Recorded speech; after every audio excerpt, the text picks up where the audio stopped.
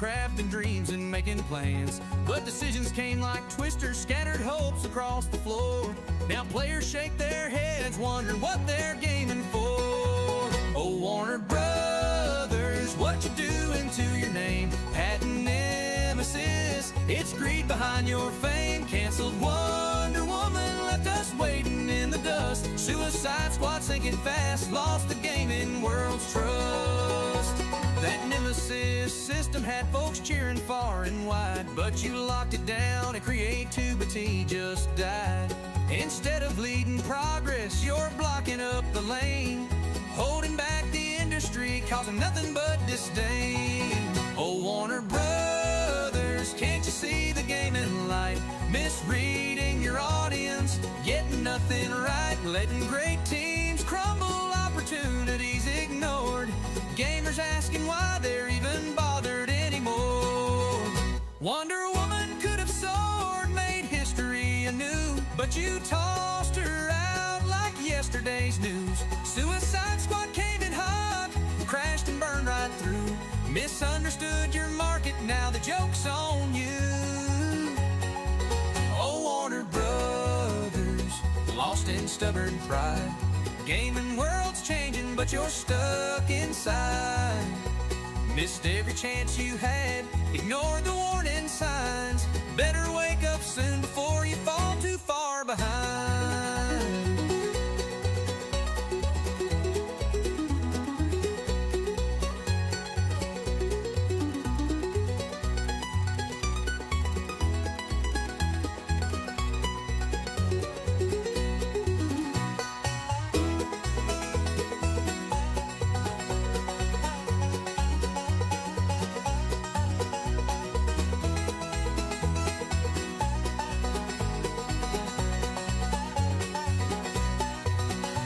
So here's a message, Warner, from gamers coast to coast.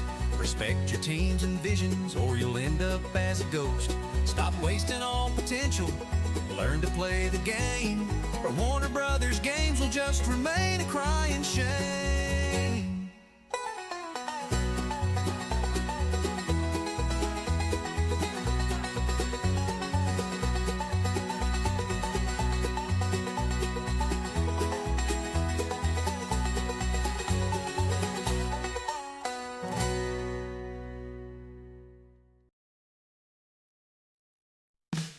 So you wanna make a Lego game using some big property, but you already did Star Wars, Indiana Jones, and Lord of the Rings. Well, I think there's still one option that you've yet to explore. It's the series about a girl and her robotic dinosaurs. Now I know what you're all thinking, hey, isn't this a bit of a stretch? Horizon's fan base has been shrinking. It might be pretty, but there's always a catch. I've only met one person in my whole damn life who had an insatiable Horizon appetite. Everybody else doesn't care that much, but Herman Hulse doesn't really give a fuck. So here you go, world, it's Horizon again. If you got money, it's time to spend. It's got multiplayer, find a friend. Ooh, open up your mouth, girl, let me pour some Horizon in. It's sweet like honey, so give us all your money. Oh wait, oh fuck, no one's buying the game. I thought Horizon was as cool as Star Wars. I guess it turns out it's just kinda lame. Ooh, holy crap, oh no, why doesn't anybody care? Horizon is just as cool as all those other Lego games. Even though the evidence makes it seem like it's irrelevant, Lego Horizon flopped. I'm not sure why they bothered trying. Ooh, all of its fans must have been lying. Lego Horizon flopped, Horizon. Guess Sony is gonna have to try again. Skeep-a-doop-bop-boop, deep-a-deep-a-doo-da, Robo-dino skip-bop, skip-bop, eep-a-deep-a-deep-a-boo-bop, going till the doo-dah, beep-bop-a-noo-ta. Horizon should never had a Lego game. Whoever greenlit that must have been fucking insane. Lego Horizon flopped. I'm not sure why they bothered trying.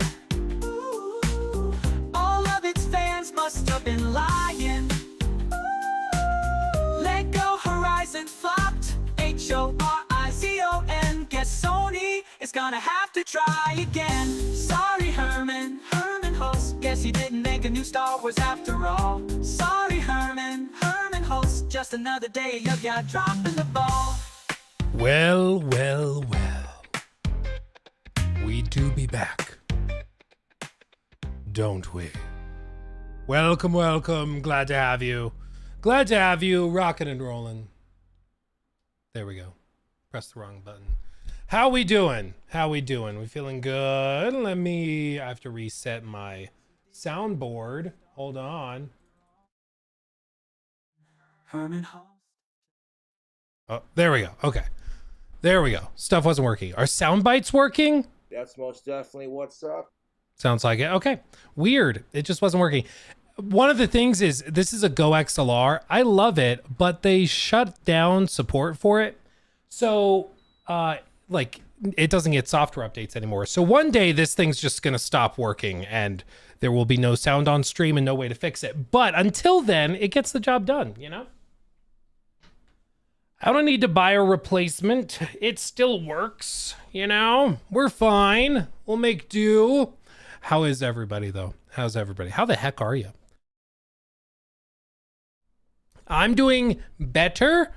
I went to urgent care on Saturday because my sinuses and all the congestion I was dealing with last week just kept getting worse and worse and worse. So finally I was like, I gotta talk to someone. Because this is crazy. Like, it's bad. So I finally went to the doctor and she just like looked in my ears, looked in my throat. She's like, yep, so you have like a really, really bad sinus infection. So we're going to load you up with antibiotics and go from there. So I'm a little doped up right now, but the congestion isn't as bad. But it stopped being all congestion and turned into just sharp pain, like down my ears, in my sinuses, behind my eyeballs, like everything. It was bad. But that's what you get. Sinus infections. You gotta love it. Gotta love it, my friends. But we're okay. We're rocking and rolling. Honestly, probably shouldn't have been like streaming so much last week. Probably should have rested or whatever. But screw that. Screw that. Oh man. Love how the sword from all those years ago is still prominently displayed. Looks good in the corner. Thank you, my friend. Thank you for noticing. Yes. It was a little funny when I had the internet guy come out, because the cable like for the internet runs through the garage and then like down this wall. And so as I'm like letting him in there to do work, I had like, let me move the sword real quick.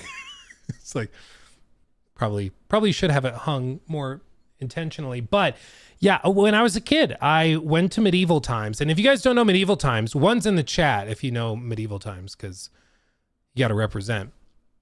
But medieval times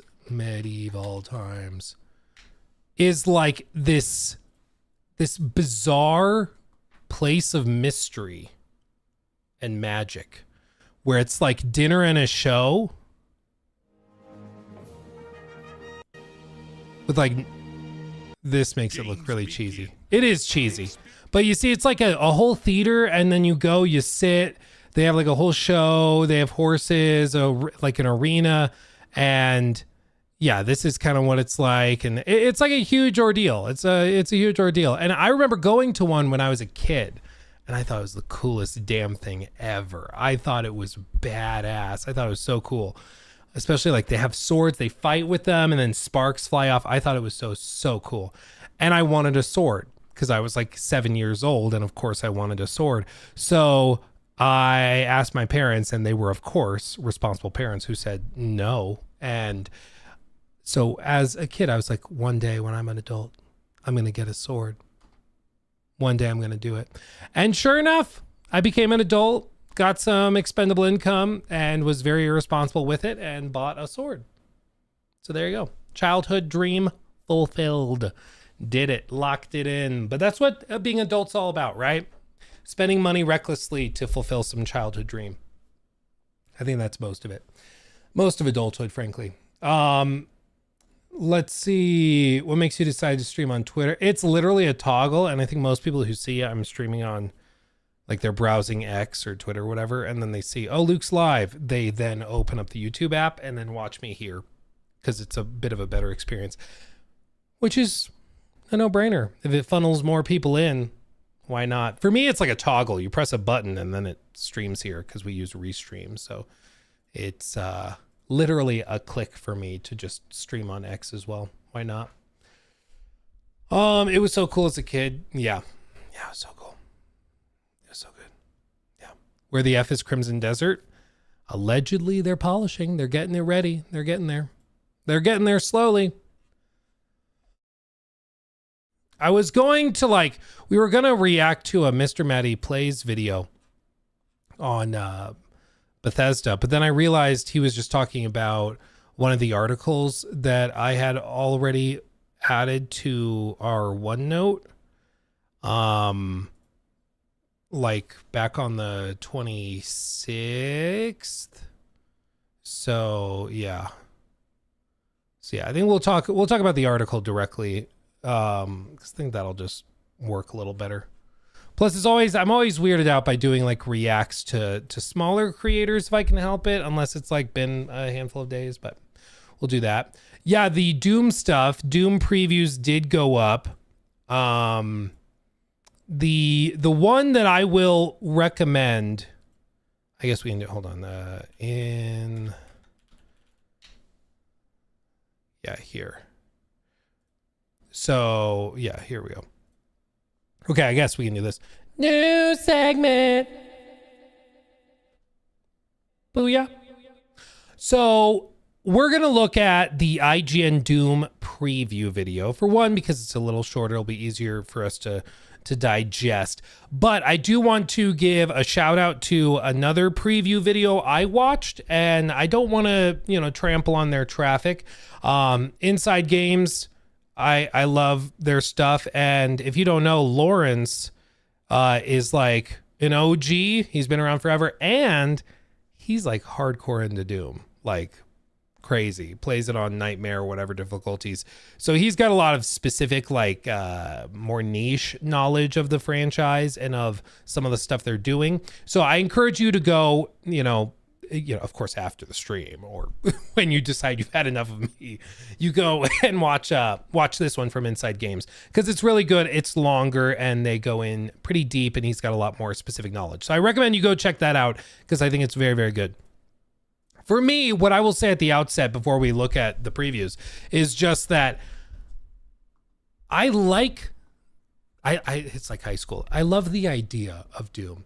For me, the problem is that I get really motion sick in like pretty much just id Tech games. I think it's a combination of the movement, the verticality, and then something with like how they do. I don't even know. It's not even like head bob or anything, but there's just something when I try to play Doom, my brain freaks out. I've tried Doom 2016, Doom Eternal, and those two, like from this modern era of Doom, for whatever reason, my brain just can't handle. It just makes me feel nauseous and motion sick. I just can't do it. And it's a bummer, because I really like what I see. I want to play it, but my brain is like, no, you can't. This, however, is not doing it. I don't know why. I don't know. I think it's because it's slower. So I think Doom: The Dark Ages actually is something that I could play, but we'll see. Maybe by the end of this preview video, I'll be like heaving and hoeing. Is that the term? I don't know. And we'll have to end the stream early, or maybe it'll be totally fine. But let's see either way what IGN thought of it. When I went into my hands-on with Doom: The Dark Ages, I was prepared for intense. Oh, it's this guy. He talks in this very funny, like reliable way where it's bum ba da bum ba da bum bum ba da ba da bum bum, like the same exact rhythm with every sentence. Once you hear it, you can't unhear it. Sorry. Violence and high-volume heavy metal, but what I didn't count on was such an exhilarating amount of demon-killing variety. By the end of my 2-hour demo, I'd used a sawtooth. Sorry, hold on. We're dropping frames on the capture. Just a moment. Let me fix it for us real quick. Doom: The Dark Ages. But what I didn't expect was the high pumping adrenaline rush. There we go. Let's try that. shield to slice through demons like it was Beelzebub's Beyblade, stomped around a war-ravaged city as a colossal mecha slayer, and even brought a snarling cyber demon to an explosive end by breathing fire directly down its throat with my faithful dragon steed. Talk about a heartwarming moment. Please hold. Please hold. We're fixing the stream. We're fixing. Please hold. Do do do do do do. Do do do do do do do. Maybe let's try that. Let's see if this fixes it. Going back, rolling it back. Here we go.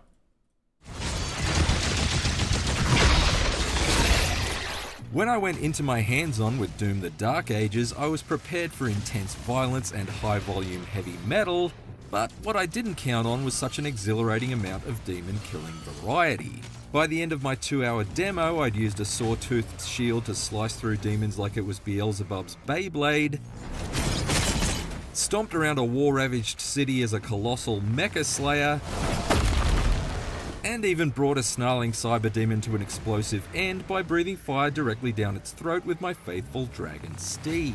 Giggity. Talk about a heartwarming moment. Every aspect of it looked and felt incredible.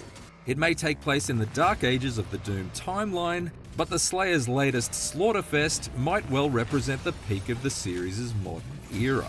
Cue the head-crushing guitar riff.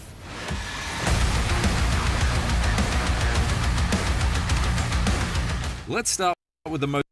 So this is why I also recommended that you check out that Inside Gaming preview, because that one, like, Lawrence is an OG of Doom, knows it like the back of his hand, and for him, he is much less much less sold on it. You know, a lot of the previews, don't get me wrong, are overwhelmingly positive. Don't get me wrong, they very much are, but this game seems to represent a marked streamlining to some simplification. For example, like Doom Eternal had a lot of mechanics and a lot of combat, like arenas and encounters designed around rewarding like fast movement. Verticality was a major factor. They had certain very high skill based maybe challenges or bosses with weak points that would require pretty solid aiming. This time around, at least what the previews have seen, it seems that they're going for a much like slower, more methodical layout. They're trying to go with a more carefully laid out narrative as opposed to just tying everything back into codex entries and stuff like that. It seems to be their attempt to make this game much more approachable to new audiences, or to audiences that previously would see Doom Eternal and just go, that looks like a headache. Which there are some people that look at it and are not that excited with the crazy high octane insanity that Doom Eternal and even 2016 were known for. So I actually could see this being like really popular with new players, or people like me that get motion sick in those other games that can finally play this. But I could see some like hardcore Doom veterans who played the crap out of those other games maybe being less about this, you know? Most crucial new change, the shield. The shield. While 2016's Doom was focused on run and gun and 2020's Doom Eternal evolved into jump and shoot, the core combat principle of Doom the Dark Ages is to stand and fight. That's not to say I wasn't immediately strafing through the strife as I met each new wave of Satan's soldiers, but the Doomslayer's new shield allowed me to hold my ground and block or parry enemy attacks, and even deflect projectiles back at them whenever I managed to nail the timing. Even that looks so forgiving though. Like, look how far off to the left this thing, it's not even on screen when he does the parry. I don't know what difficulty's on. I'm guessing probably normal. But like it's over here and he's parrying it, which I would have thought that would miss the parry window, but maybe that's only on higher difficulties. It just seems a lot more forgiving. When it comes to which enemy attacks can be deflected and which can't, it's basically traffic light rules. Red means stop and green means go. Checks out. Or for Star Wars fans, red is bad and green is good. The point is, you must constantly stay on the move to weave your way through the red waves of enemy fire, but the moment you see a green burst, you need to dash towards the danger in order to perfectly bat back everything from searing bolts of energy fired by enemy archers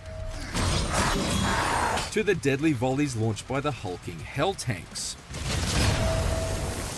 It introduces a welcome new test of your timing and positioning on top of the already high-intensity gunplay, which has also been revitalized by an awe-inspiring arsenal that includes a machine gun that crushes skulls and spits out shards of bone, and just might be the most heavy metal weapon ever conceived.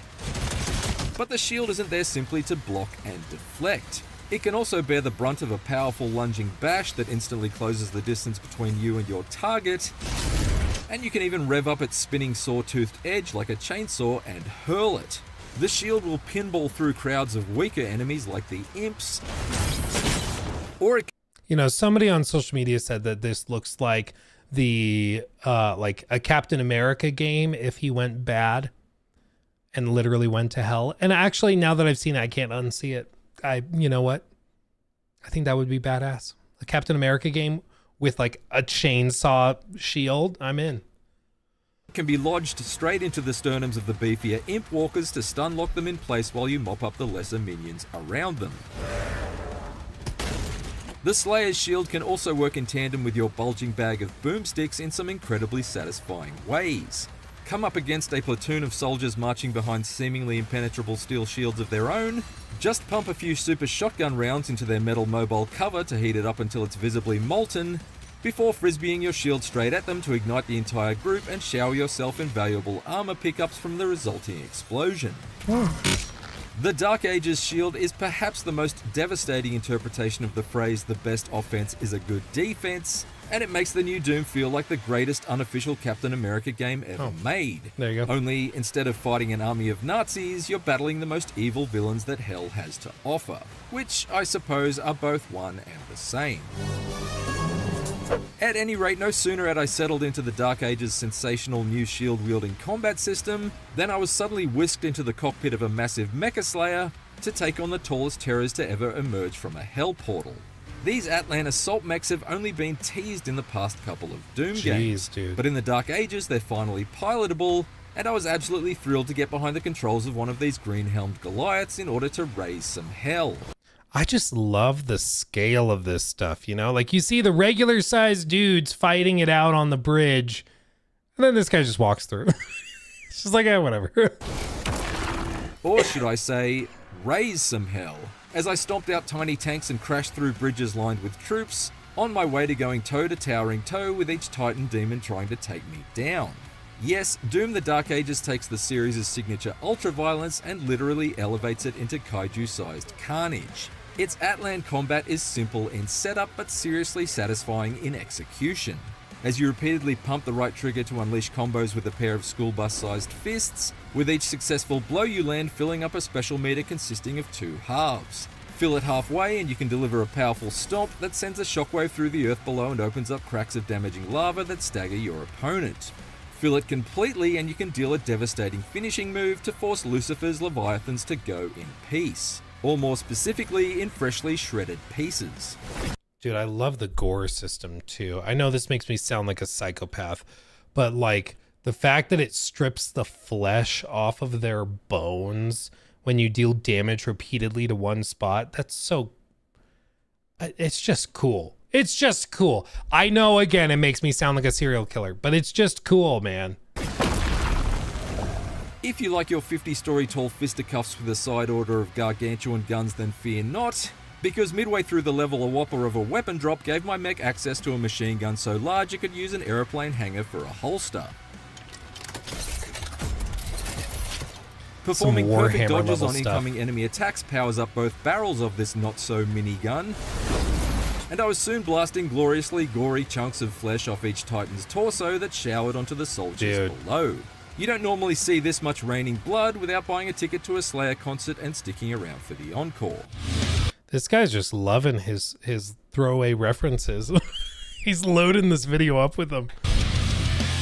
Unfortunately, I was only given the smallest taste of these supersized shootouts, since my hands-on quickly switched tracks from Godzilla to Game of Thrones as I slipped out of the Atlan's cockpit and into the saddle of a cybernetic dragon, complete with twin cannons and a pair of dazzling laser wings. Soaring through the skies above a humongous holy city, I took the fight to a series of Hellcarrier airships, again performing perfect dodges to power up my attacks, to demolish the artillery along their sides and the deadly assault cannons atop their hulls.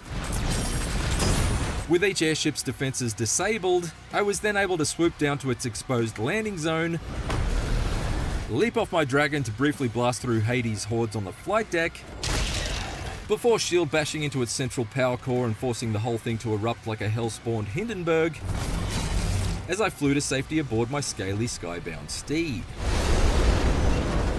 Both the Atlan and Cyber Dragon sections proved to be propulsive palette cleansers rich with spectacle, but I was itching for more of that bitchin' shield and shoot 'em up action. Thankfully, the Slayer was soon brought back down to Earth to unleash further terror on terra firma, as my hands-on finished with a taste of one of Doom the Dark Age's sprawling sandbox levels.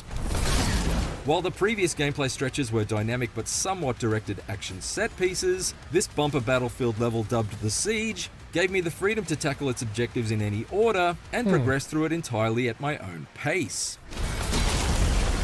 Thus, in between exhilarating encounters with waves of heavily armoured mancubuses and shield-based slugfests with super heavy cyber demons, I was also able to scour the landscape in all directions for gold to spend on weapon upgrades, collectible toys, and even brand new guns to add to my growing arsenal of demon destroyers. This included the Reaver Chain Shot, which delivered powerful charged up attacks that basically allowed me to fire a cannonball to instantly mulch a monster, before attracting it on a chain and firing it again to crush their minion mate beside them. Kind of like a chain chomp, but not nearly as adorable. The expanded map also provided plenty of nooks and crannies to hunt through for health and armor pickups, including melee ammo for the Slayer's new flail and electrified gauntlet attacks. I'm sorry. I understand it's like for a charge, but melee ammo breaks my brain. Hearing melee ammo, I'm like, but it's melee, what do you mean? That's right, as if the Slayer wasn't already badass enough, he now manually reloads his punches like he's Henry Cavill in the bathroom brawl scene from Mission Impossible Fallout. Another one. The overall impression I got from the Dark Ages Siege map is that, although it's large in size, it's incredibly dense with breathtaking discoveries and diverse encounters. Some open field fights locked mini-bosses behind a morale meter, keeping them immune to my attacks until I'd hustle to take out a few dozen of their underlings.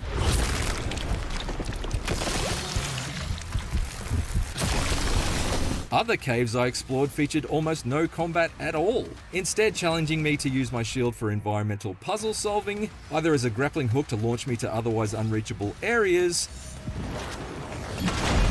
or a tool to manipulate the controls of a variety of arcane machines. There were wonderful... It's very God of War, is it not? It feels a little God of War. It's very interesting. Again, my understanding from like the streamers I've watched play Doom, and I've seen like their layout. It seems just very, very different. And I'm guessing a lot of people are going to love it. I think this looks badass. But I think if you like the really high octane, crazy nonstop action of like Doom Eternal, this might not be like your favorite entry, it seems. Wonderful surprises almost everywhere I looked. Yeah, like 53 saying no combat areas in Doom is stupid. It's like, I think they're trying to take a lot of nods from a lot of other very popular IP out there right now. And those IP are popular, and those types of games and structures of games are popular because people like it. I mean, there's no doubt about that. But I do think some Doom purists might be a little turned off by some of these more pop culture influenced gameplay design decisions. But also some not so wonderful. Yeah, you can make it a high octane experience by maxing out the sliders. That's again why I recommend you go watch that preview from Inside Games Daily, because Lawrence did his preview on the nightmare difficulty. Like, he cranked everything. So he, like, all of their gameplay footage is of the highest difficulty. So you get a feeling for what that looks like, what that feels like when you crank it out. And it's you know, it won't change the areas that have no enemies because they're puzzle areas.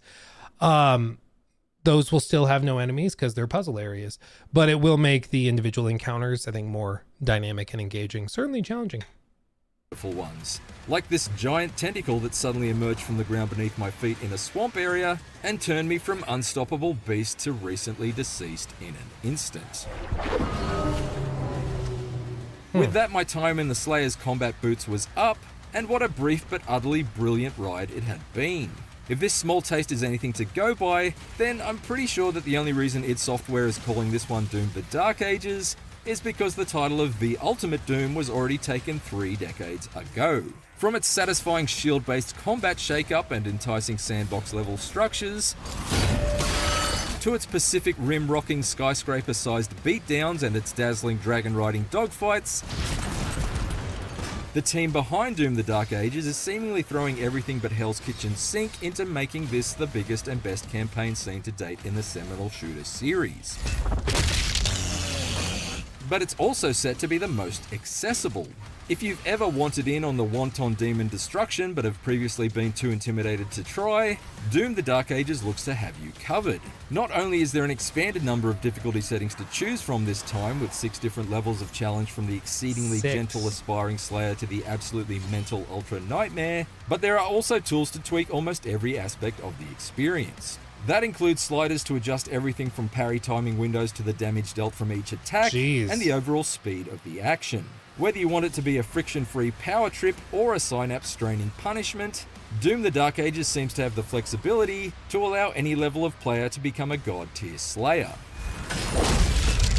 What's more, since it's a prequel to the 2016 reboot, you can go in completely fresh even if you have NFI what a BFG is.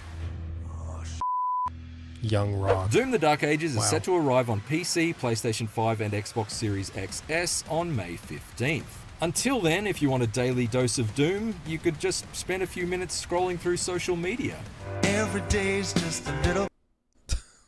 All of the TV cutaways. So that one, again, overwhelmingly positive, right? And it seems like that is broadly what like 90% of the previews are saying, is that people are just eating it up and loving it.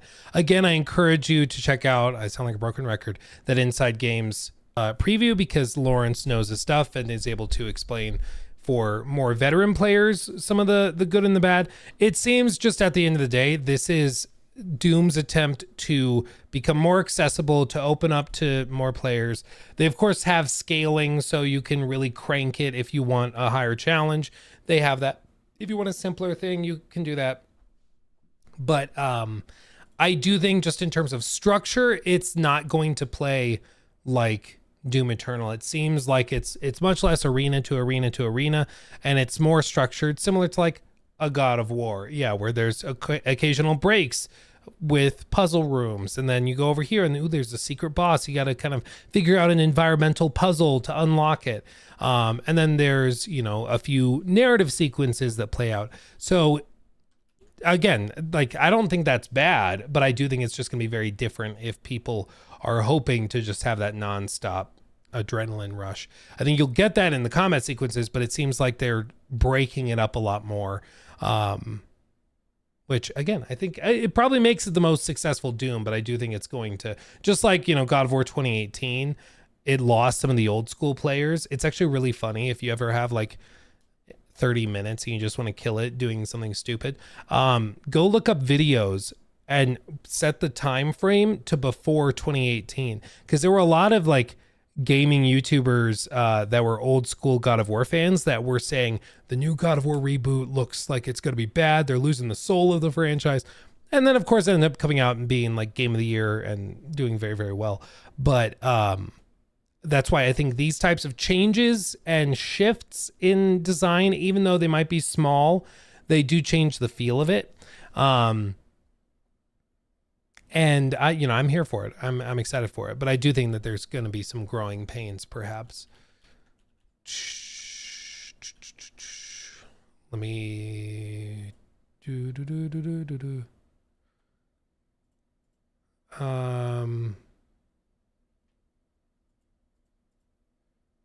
Where is it?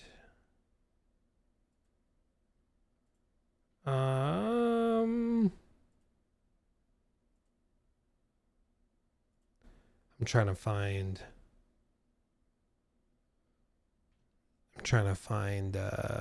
this particular thing I wanted to show.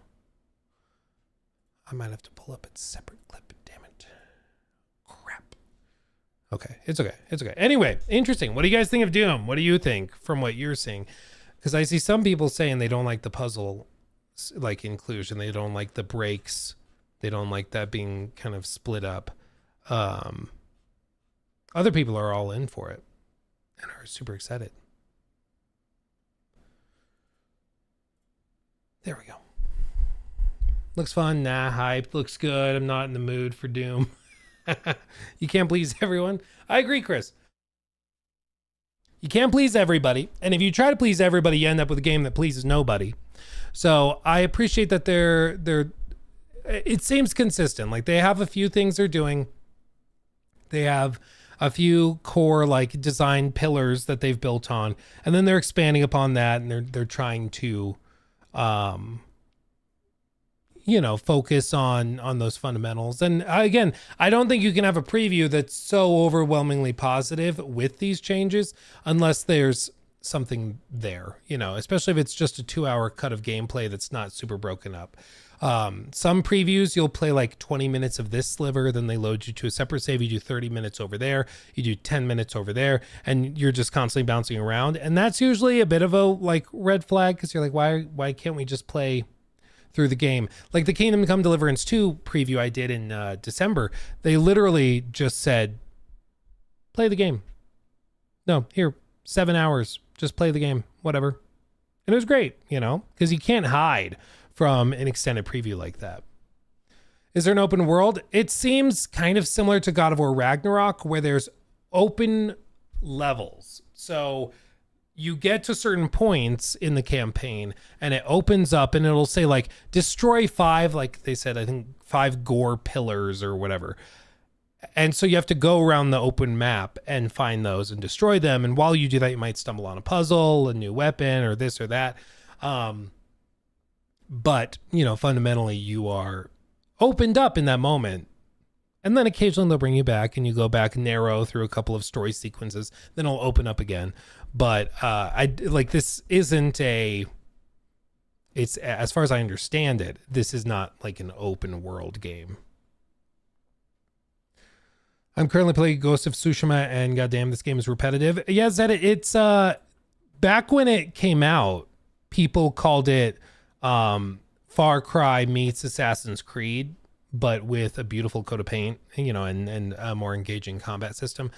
And since the game came out, everybody seems to have forgotten about that comparison, because a lot of people threw it out at the time, and now it's just not really brought up much. But no, it's quite repetitive. Repetition in games is fine and is even good if what you're repeating is good. That's the key. Grind is very repetitive by definition. The key is what you're grinding has to be fun. That's the important bit. Because if you're forced to repeat stuff that's boring or lame, that doesn't work. Nah, Luke, Ghost perfect. Don't say anything bad. I don't even necessarily think that's bad. I mean, people love Far Cry. People love Assassin's Creed. And most people's description of Ghost of Tsushima is that it's a combo of those two things, but better. So, it's like, it's a good problem.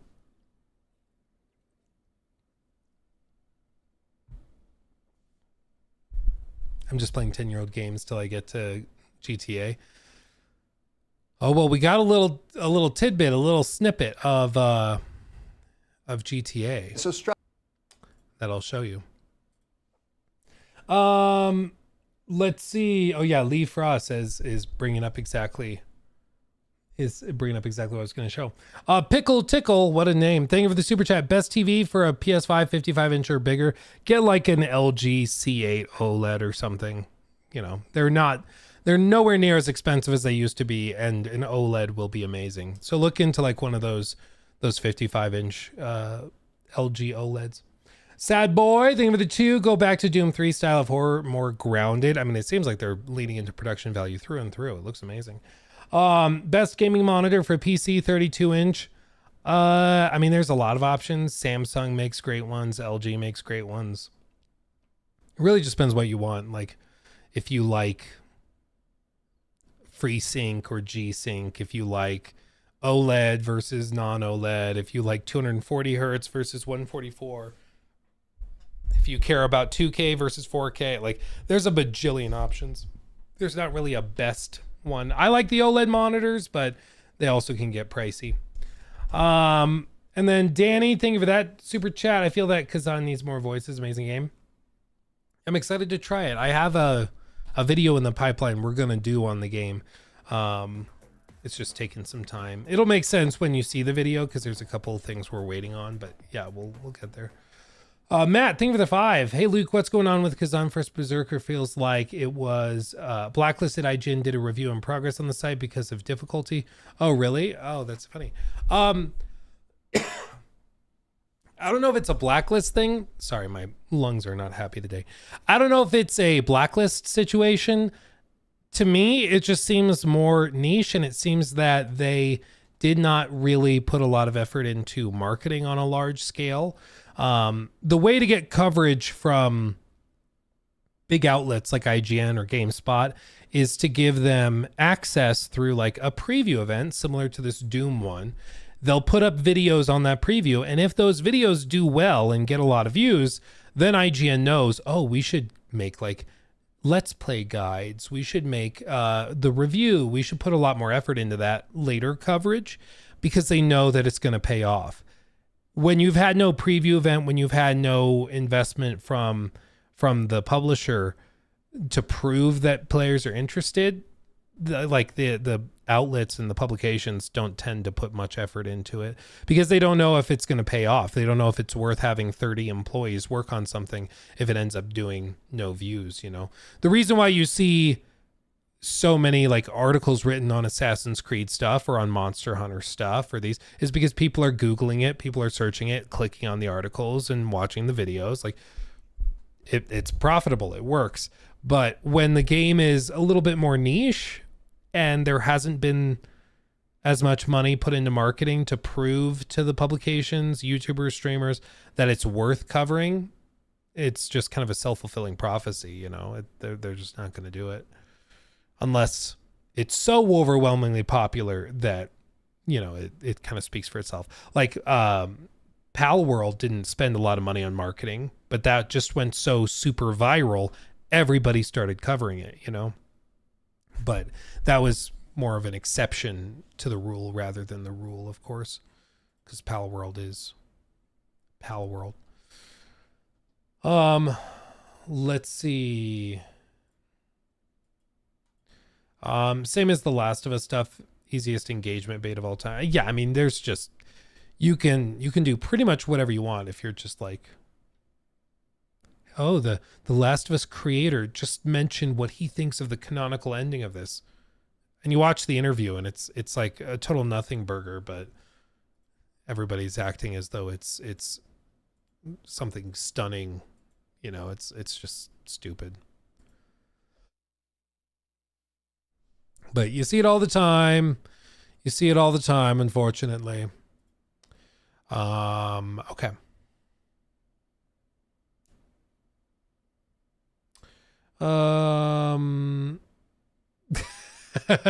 Dark Deer. Hey Luke, Malaka. I just finished AC Odyssey because of your suggestion. Loved it. Greek style city and other stuff. Do you have other suggestions? I know how you hate Valhalla, but is it fun like Greek or no? Valhalla's, it can be fun if you are okay with playing it for 20 hours and then setting it down. I think one of the things with Valhalla is that it sort of has like an enjoyment curve. Like a lot of games, like I'm trying to think of an example, like Monster Hunter. Like for that, you probably start, like this. And your enjoyment of the game goes up. You appreciate it even more towards the end. This is what it's like for KCD2. You start playing it, you get maybe 10 hours in right about here, and you're just having an amazing time and you're so happy. And after that, you've seen most of what the game has to offer. So maybe your total enjoyment kind of slows a little bit, but by the end, you're maxed out. For AC Valhalla, it works more like this. And then it goes like negative. Okay. I really think maybe if this is like 20 hours, it's like, this. I think for most players, they have a lot of fun doing the Viking fantasy thing, doing river raids and lighting buildings on fire, all of that stuff. They really enjoy that. But there comes a point where it just gets so repetitive and so mindless. Yeah, exactly, Odin. It insists upon itself. It just starts to taper off. And I think you've seen that with a lot of people who start playing Valhalla or having a good time. But if they force themselves to play all 60, 70, 80, 90 hours of it to get through the main story and everything, it can kind of burn them out. So if you're okay with playing it for 25 hours and once you start to feel bored, you set it down and move on, that's okay. That's totally okay. But I think you've got to be willing to do that. And it's weird to say, yeah, I check out the game if you're okay walking away after a certain point. But I think that's really, in my opinion, the only way to really enjoy Valhalla. In my opinion. Yeah, if you want something way more dynamic and crazier, play KCD. You don't necessarily have to play the first game. You could just watch like a story recap. But playing the second game, oh my God, change your life. Yeah. I played Valhalla every day for a month. I'm so sorry, Kermit. And you're probably still only about a third of the way through it. Seth, thank you for the 5. Bit off topic, but I'm wondering what's your take on Bethesda's radio silence when it comes to Fallout 4's broken next gen update? I mean, at some point you run out of excuses. At this point for Bethesda, I think it's just a horribly mismanaged company. I don't think you can get a next gen update that breaks the game released unless they're mismanaged. I don't think you spend a year making a really poorly received 5-hour expansion, in quotes, unless you are mismanaged. Like, I don't think there's a way to explain away all of these things we see with them without it just being horribly mismanaged. So I think that's a lot of it. Some people just be like, oh, they're incompetent, they're stupid. No, there's a lot of very capable developers at Bethesda. It seems that most of it is based in how the company's set up and structured. That's, filled with layers of bureaucracy and approvals and all this that drives people crazy. I've spoken to people who work at Bethesda or have worked and currently work, and it's a common thread where they're like, no, it's like pulling teeth to do anything. And, I guess this is as good a time as any to talk about this. So, we segued into it well. Because I've had this article pulled up. It was published, 5 days ago? So it's a little old, but, last week we were really sick. We just never got around to it. But I figure we can talk about it now because this segues nicely. From PC Gamer. News segment. From PC Gamer. By the time Bethesda was on Starfield, you'd, quote, basically get in trouble, end quote, for breaking schedules, says former dev. A lot of the great stuff with Skyrim came from having that freedom to do what you want.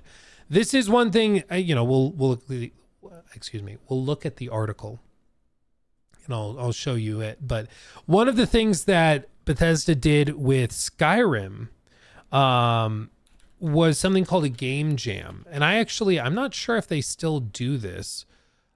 But they had this thing called They had this thing called Game Jam, and I'll let Todd just explain it. But you'll notice a lot of the things he's about to show you ended up as DLC or even features in like Fallout 4 and Starfield. Watch. We call it Game Jam. Everybody on the team gets to do whatever they want for a week. And they can imagine. But you have to put it in Skyrim. Okay?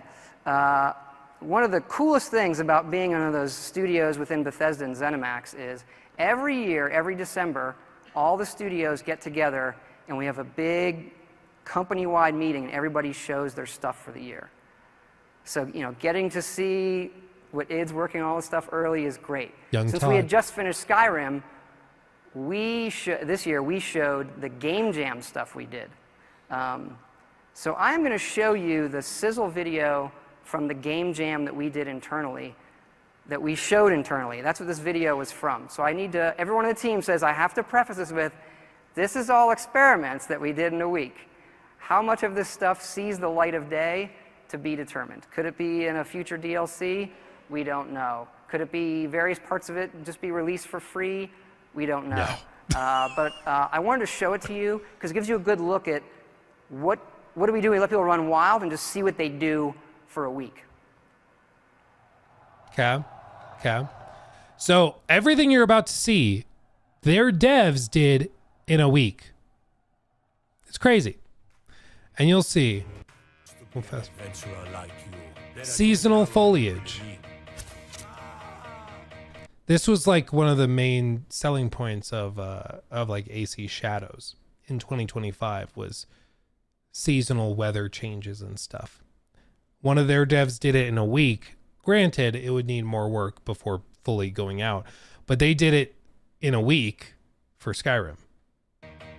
Just a few more hours and I can crawl under some... Okay, look at the flow-based water shaders. Like some of this would end up in the anniversary edition of the game years later. A lot of it just never saw the light of day. Kill cams for magic. Okay, that's cool. Ranged combat kill cams. Okay, stealth enhancements such as water water arrows and assassin's vision. So they were just straight up adding like eagle vision. Guards can relight darkened areas. If you put out a torch with a water arrow to create darkness to stealth through, guards could reignite it. Moving platforms in dungeons and stuff. They did this in a week. And the reason I'm showing you this is because like this was what BGS was capable of back in 2011. They were so dynamic. They could do so much stuff so quickly. And granted, this stuff would need more work before going out into the game fully. I mean, we're looking basically at mini mods that have been made that would need polish and there'd be bugs and things introducing. But like this, build your own home, that would come out as a DLC. And of course, a major tentpole mechanic within Fallout and Starfield. Goblins.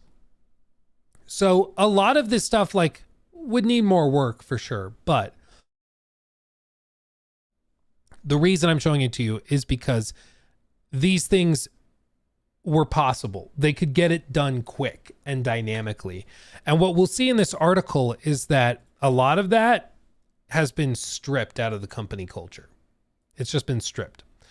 So as you can see, you know, when this former dev says a lot of the great stuff within Skyrim came from having freedom to do what you want, because they would do things like game jams at the end of the year, or they would do other more dynamic things where they just would open it up to pitches for devs to like come up with something cool and just put it in the game. You show it to Todd when he walks by your desk, show it to Todd and he's like, I love it. Put it in.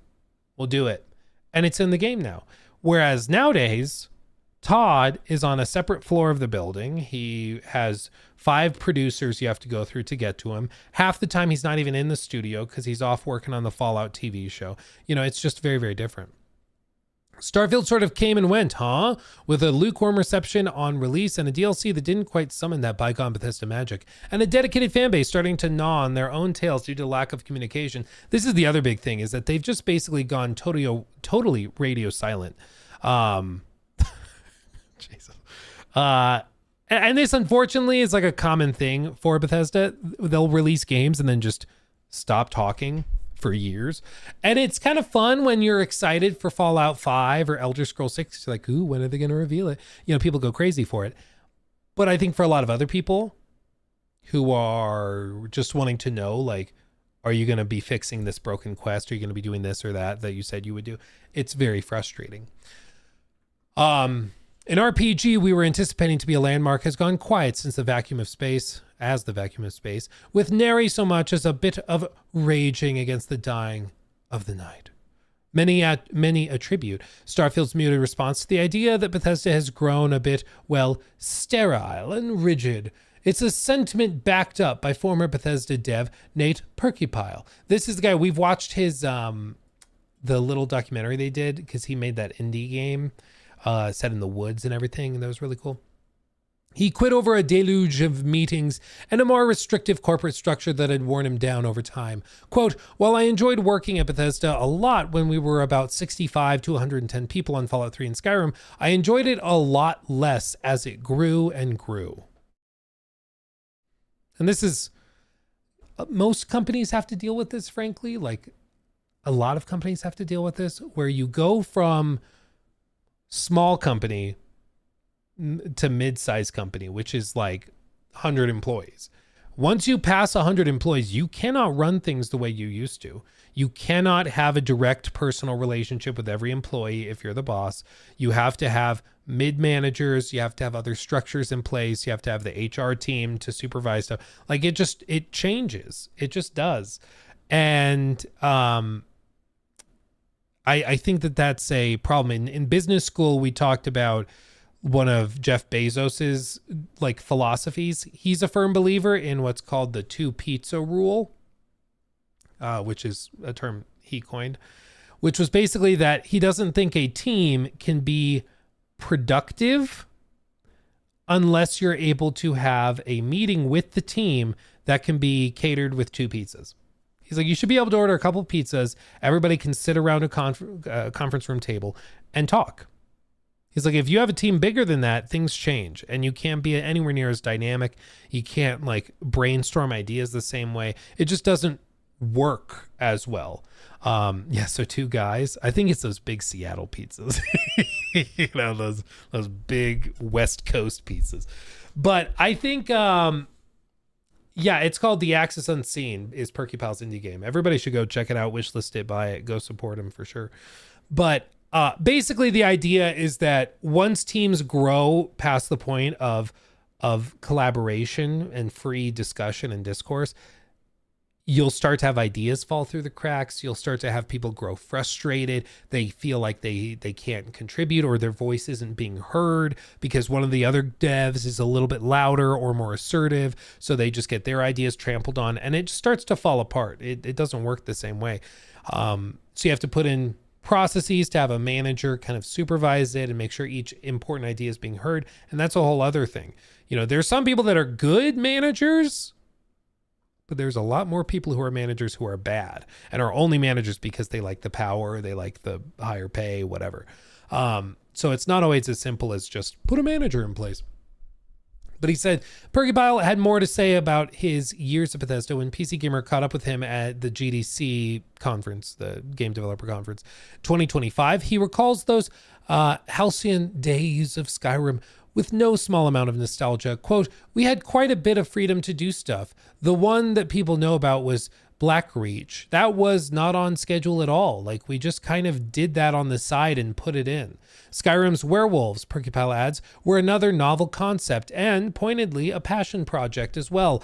Quote, that was a whole side project from somebody. Originally, it was just dudes with dog heads, and someone took it upon themselves to make it awesome. Ultimately, he reckons, quote, a lot of the great stuff within Skyrim came from having the freedom to do what you want, as opposed to a game with this whole checklist design and design by committee, which is also kind of funny because that's been one of the frustrations with Starfield.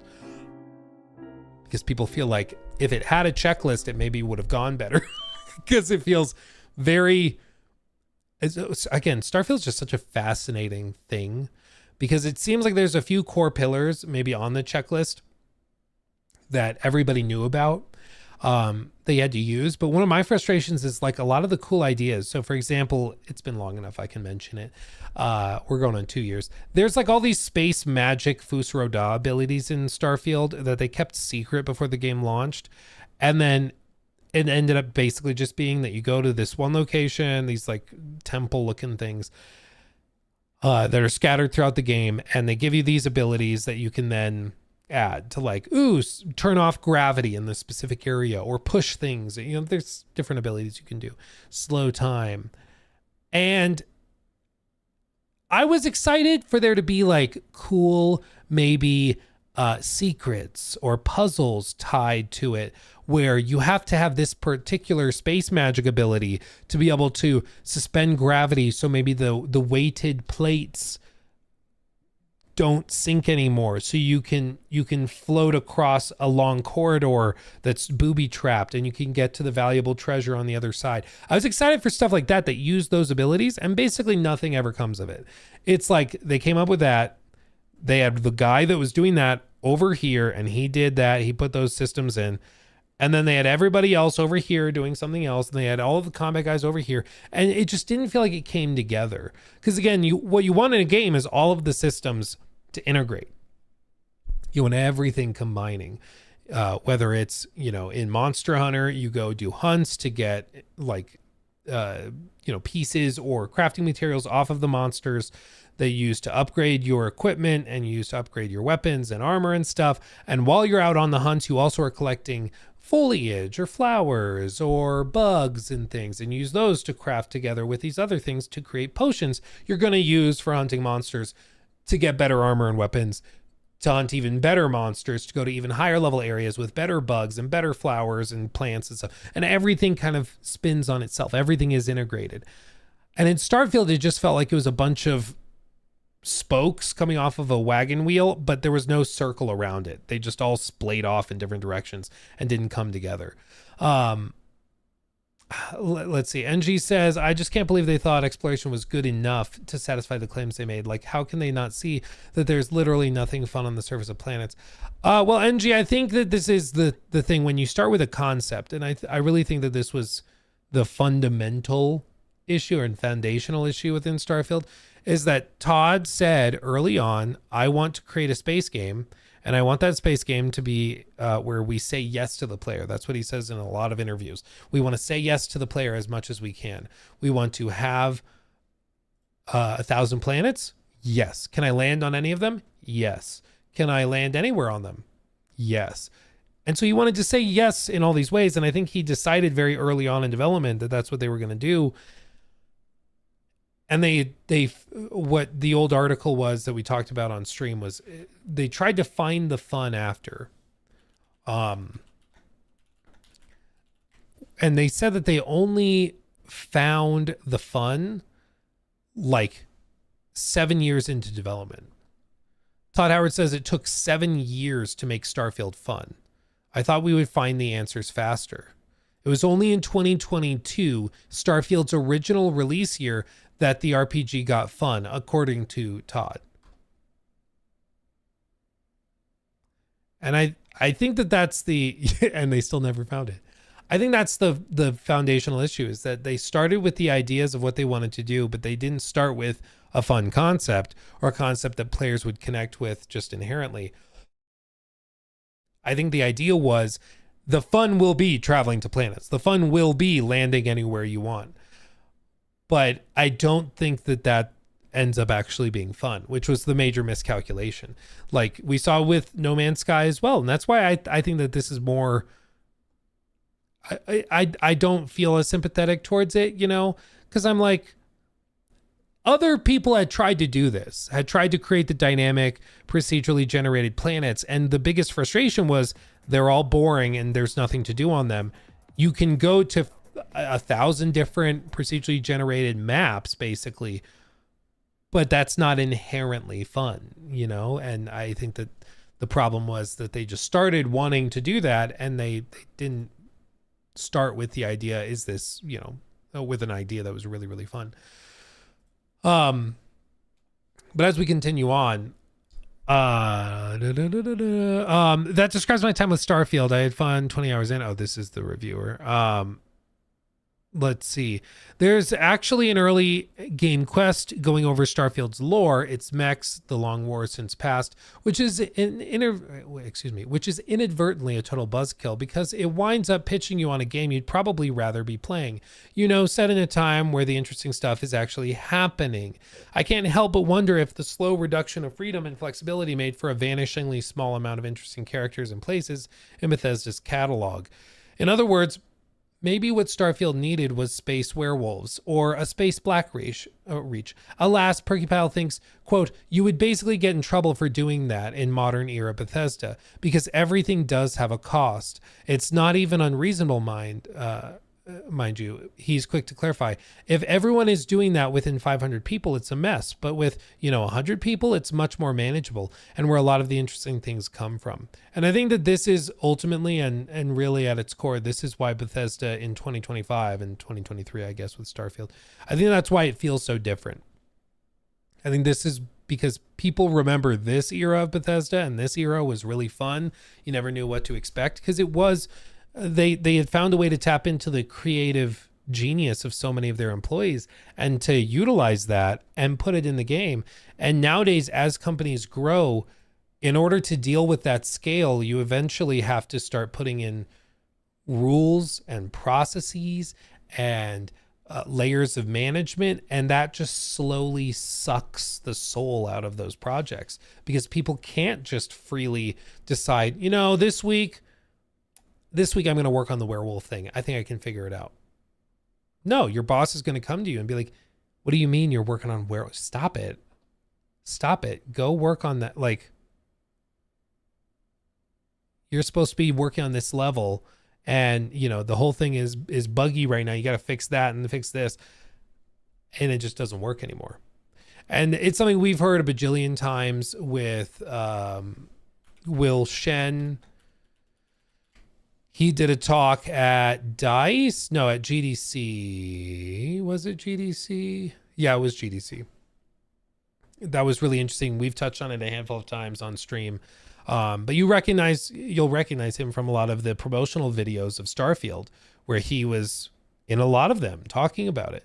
But you can see like the sheer number of people that worked on Skyrim. Yeah, you could have a smaller, more tightly managed team. It worked.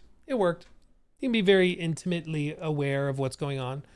Fallout 4, starting to get a little more chaotic, but we can figure it out. Fallout 76, forget it. You're losing track. Bear in mind also they had another team in another state that was working on it, And then Starfield, yeah. I mean, look how many contractors, how many people they had helping with it. It's crazy. It's just madness. So I think unless Bethesda can find a way to restructure to preserve that company culture, I don't think that there's necessarily a way for it to return to form, which is why people will ask, like, do you think we see the old way of Bethesda games coming together? I'm like, I'm not sure, man. Like, I really don't think so, because it's not like this is new. You got to remember, it's 2025. This change started happening with Fallout 76. Fallout 76 was 7 years ago. It probably started happening right after Fallout 4 in 2015, going into 2016. So it started happening like 9 years ago, going on a decade ago. Like, the company culture has changed. This is just what they are now. There's no like magic Control Z undo it. This is just what it is. And you listen to all the interviews, it doesn't seem like Todd or any of those guys have any problem with it. They seem totally content. They seem totally fine with it. Let's see. Giblix, thank you for that. Tim Kaine also explained how making a small iteration that could be done in an afternoon would take 3 weeks due to hyper specialization of tasks, and only that one person is allowed to do the thing. Yeah. It's just, and you see, with a team that's this scale, you basically have to have a checklist of activities. And so what ultimately ends up happening is, instead of having the department that's doing the main story or doing side quests, you have a team at this studio who's doing side quests, A team over at this studio is doing side quests. A team over at this studio is doing side quests. And it's all kind of splintered around. So you have managers and producers who then go in and they have the checklist, and they create the checklist of, okay, you're going to do 3 quests. We're going to make them combat focused. And you guys are going to do 3, and these are going to be puzzle based. And then you guys are going to work on just scattering things in the world. So maybe you just make 2 POIs, okay? 2 POIs. Figure that out.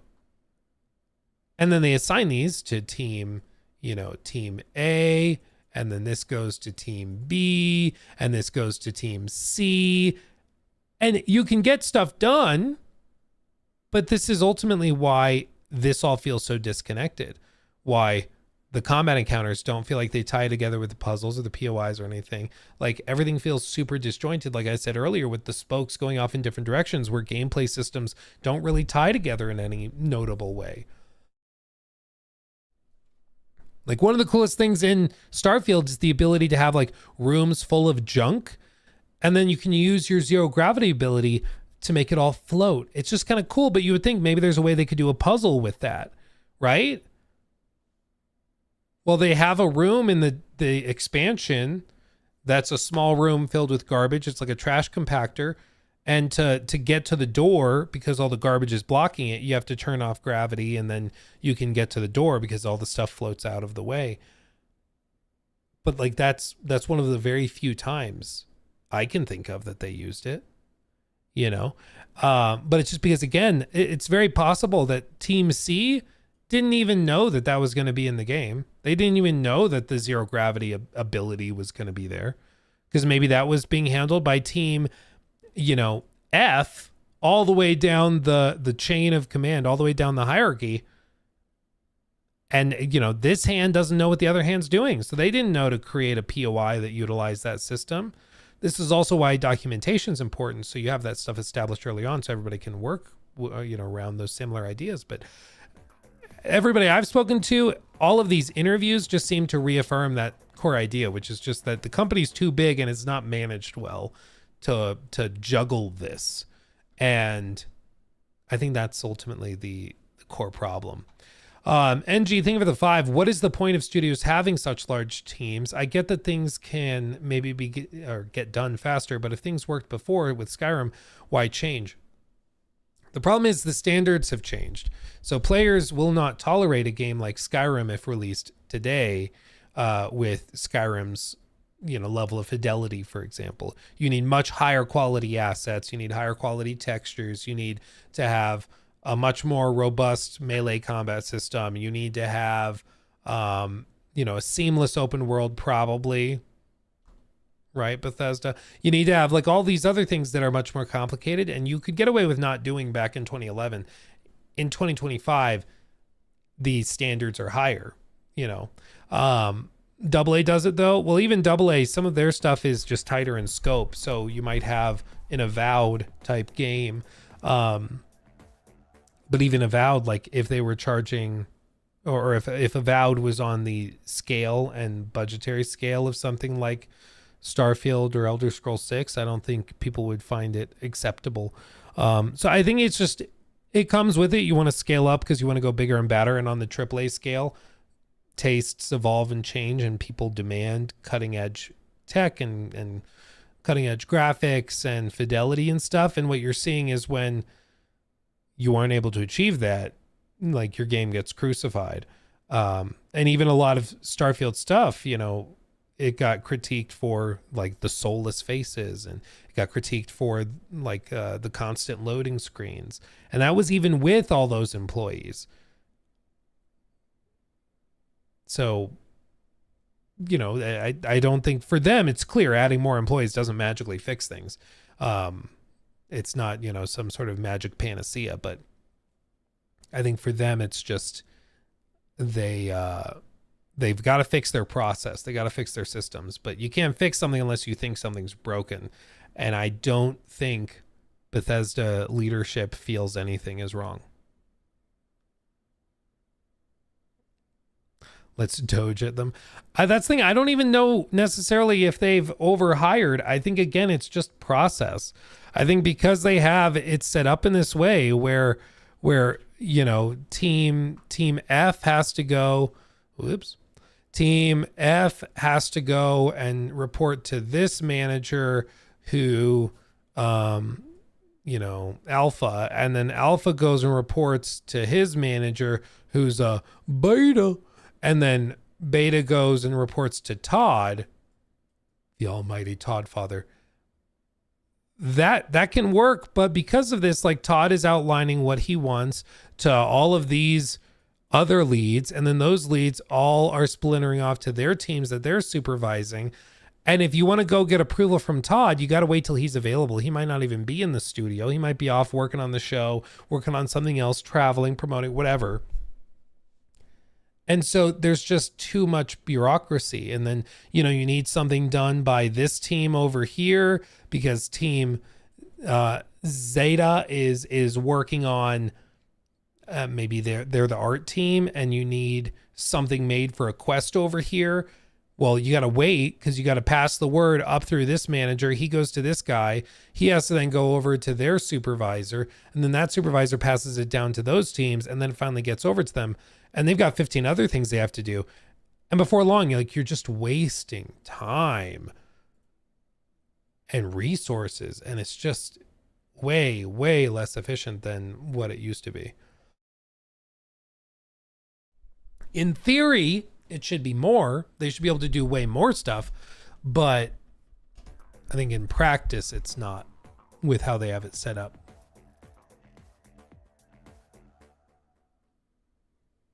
Caleb donated $10 through Super you, Caleb. Chat. BGS should be split into 3 teams, no more than 200, with 1/3 of them just being artists and whatnot to make more models. Each team works on one of the IPs on a 6-year cycle, and a team for creation kit. I think a team scoped similar to that probably could work. I mean, it's part of it also is they're using a lot of outside resources. I mean, you can see all of these secondary teams.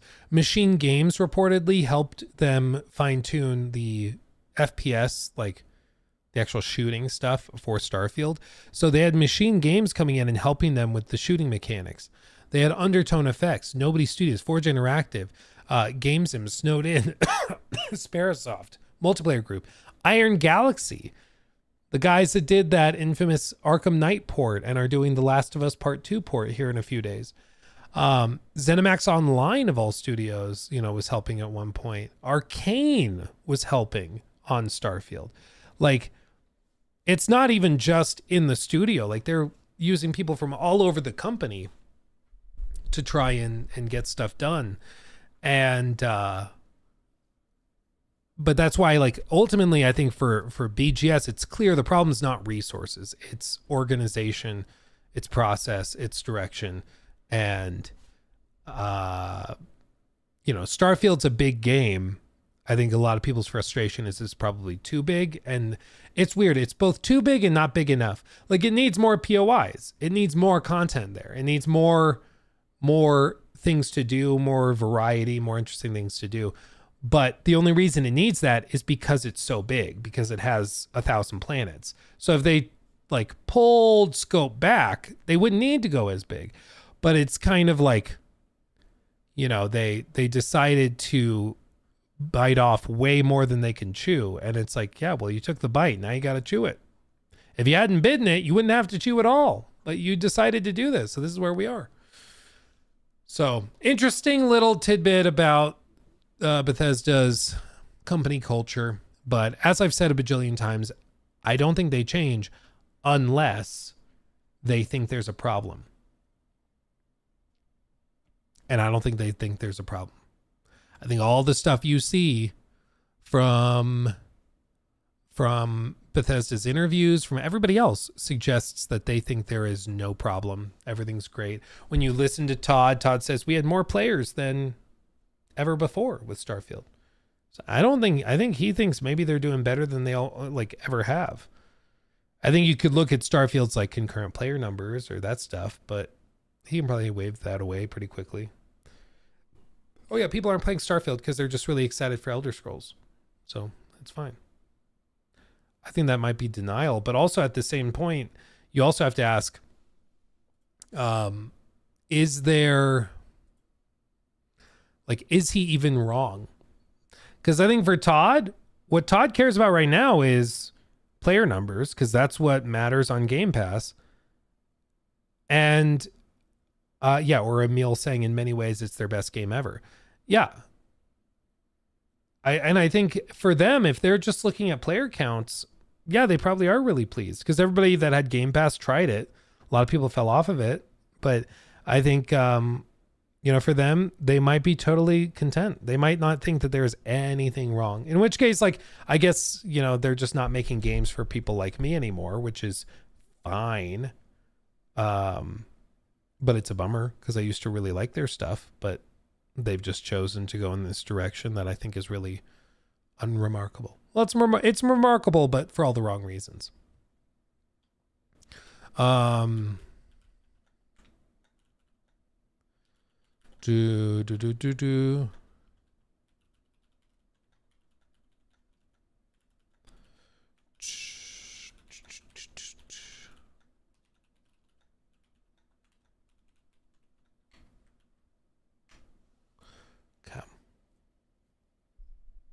I'm sad that, or I've said that with Ubisoft too. Well, exactly. Like, and it's not every game has to be made for everybody. Like, it's fine. It's fine. It's too bad, because I think back to the days of Fallout 3, Skyrim, and just being so excited for Fallout 4. Like, I think back to those days really positively, and I reminisce about them. But it's possible that this is just not where they're going. They're taking a different direction. But it's why I've told people, like, it doesn't help anything to coddle. It doesn't help anything to coddle. Okay? If you're dissatisfied with the direction of, like, Starfield, even the most hardcore BGS fans were, like, not that impressed. We're not that impressed with that expansion that they did, Shattered Space. And I think that was the first time you saw people going, okay, what are we doing? And that's the reaction you need. You need to hold their feet to the fire, because if you don't, I mean, nothing will change. Okay.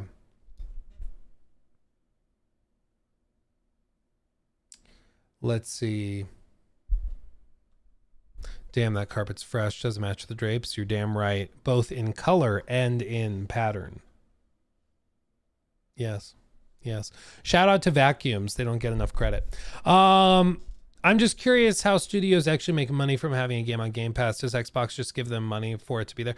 No. So it's not clear. And it seems that every deal is a little unique. So it's possible that one company gets a different deal than another. Of course, it's weird because they're owned by Xbox. So I think the standards are different.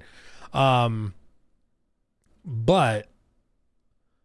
my understanding from one of the leaked things, I think it came from an indie dev that got a deal with Game Pass.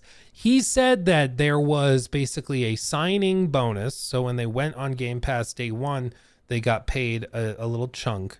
And it was like, I forgot which game it was, but it was like one that had some interest. And then there was a payout based on hours played. So if you had 10 players play 10 hours, that's 100 hours. Boom, you get paid X number of dollars per hour. And so if you have a game people really connect with and play for thousands or millions of hours, then you get paid a lot more, because that's time people are spending on Game Pass.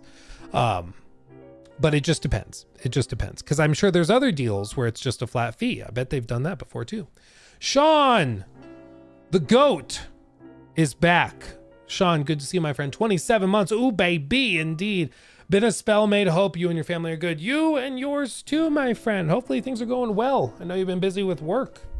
Hopefully things are good down under. And 5 gifted memberships. Geez, thank you. Thank you. And welcome everybody who just got a membership from Sean on YouTube. That's tremendous. Also, Felix, thank you for the sub on Twitch. Thank you, my friend. Yeah, thank you. Oh, so that's why so many companies start to flex total hours played within the last few years. Always found it such a weird metric in a vacuum. Yeah, Giblix, that's probably why. And it's the same thing that's happened with like TV shows, with Netflix, with YouTube, even like my bread and butter YouTube. It's all about hours watched. Like they don't really care about view counts. It's weird. TikTok, advertisers care about view counts on TikTok. Everywhere else on the internet, streamers, YouTube, it's hours watched. Because they ultimately, like, the reason it matters is because the idea is these companies are not fighting for your market share, they're fighting for your time. Because when you have 5 hours of entertainment a day, whether that's getting home from work or on your lunch break, whatever, they want to have as much of that taken up. They want to own as much of that as possible. So if they can get you to commit 3 hours because you played Call of Duty through Game Pass for 3 hours, that's significant. That's 3 hours you didn't spend playing on another platform, didn't spend doing something else. That's money for them. That's what they want. Same with YouTube videos. YouTube only really cares. They promote videos if watch time is high. If people are watching all of the video, if the video's longer. Ricadius donated That's what they care about. $9.99 through Super Chat. Whatever business model they use, the end goal is dollar. If it's free on GP and has less retained players to buy Creation Club, where dollar come from? Question is, how long does Phil let Todd burn the money pile? Well, that's part of it is, and thank you for the 10, that's very generous. Part of it is we don't know how much money like the Creation Club's generating. They don't have to disclose those numbers to us. Same with like Ubisoft. It's why I was telling all these people, like, you're absolutely right. When Ubisoft says we've hit 3 million players with AC Shadows, that doesn't tell you how much money they're making. You could have 3 million players and have given away every copy and made zero. Like, it doesn't matter how many players you have. What matters is also not the copies you've sold, because people can get copies on sale. What matters is revenue, the dollars coming in. And for Game Pass, that comes from the subscription fee, of course. What they're tracking is if people sign up, and this has been talked about in investor calls and stuff. But some of the data they track is if you sign up for Game Pass, what's the first game you play? Because most people sign up for Game Pass for a game. They sign up because they want to play Starfield. They sign up because they want to play Call of Duty. They sign up because they want to play this or that. So what's that game that's getting them to sign up? And are they staying after that? Once they finish that game, once they finish Starfield, are they keeping their membership? They are. Okay, what are they playing next? What are they playing after that? What's getting them to stay? And all of that is data that they're going to use to funnel in and try to figure out how to keep players subscribed and keep their memberships. Because 1 month of a Game Pass Ultimate, you know, they would have made more money if you bought it through Steam. But if you keep your membership for 3-4 months, they just made more money. Certainly if you're buying paid mods, they're making more money. So all of this, you know, they're tracking all the data very, very intently. But like with AC Shadows, with Starfield, I'm sure as well, those games have in-game stores because they print money. It does ridiculous numbers. Like, it just does. I think it's stupid. I don't know why people buy flaming skins or weird dragon mounts. Like, I don't get it, but people do, and they'll spend hundreds of dollars on them. I don't get it, but they do. And that's where you can have one person that bought the game or got the game through Ubisoft Plus, but this is also why they do Ubisoft Plus. People buy the Ubisoft Plus for $18. They play AC Shadows, and then they're like, well, I didn't spend $70. So it's okay if I spend $30 on this skin or this cosmetic pack because I'm still ahead. It's the weird psychology people do. Maestro donated $10 You know? through Super Chat. Hi Luke, could you look up Caesar's Legion in Nipton from Fallout, New Vegas?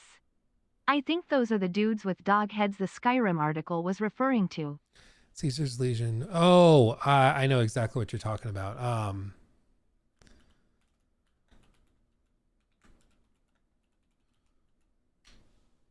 Let me see pictures. It might have started like this. This might have also just been an asset that they use. But yeah, I think you're right. Maybe if they started with this, they got the asset from Oblivion or from Obsidian, and then when they're building Skyrim, they just put this game model in as the werewolf until they had finished the new model. That's possible. That would be funny if that's what it was. That's a good deep cut. Well done. That's very possible. That's interesting. That's interesting. And thank you for the 10. That's very generous. Thank you. But yeah, with all this, that's why I'm just the reason I bring all of this up is because when we talk about like Starfield, AC Shadow, whatever, it's not a given that just because like player counts dropped off, just because we found the game got boring or this or that, it doesn't mean that the bottom line was bad. Starfield may have ended up being quite remarkably profitable. Very well could have gotten to that point. I think if they would have said that more openly, but I think that it could have obviously made lots of money because they had an in-game paid mod store. There are hundreds of reviews on some of those items. And like most people who buy an item don't leave a review. So they probably sold thousands of copies of these like $7 quests of this or that.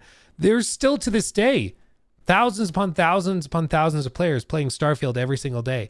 Those people are probably buying the paid mods. It's their main game. They probably are buying them. And that's cash going straight into Bethesda's pocket every day. So for them, they really might not consider anything wrong. You know? Which is a little depressing, but what are you going to do? Okay. Let's talk about what should we do first? Ghost? Should we talk Ghost of Tsushima? Or should we talk GTA 6? What do you think? What do you think?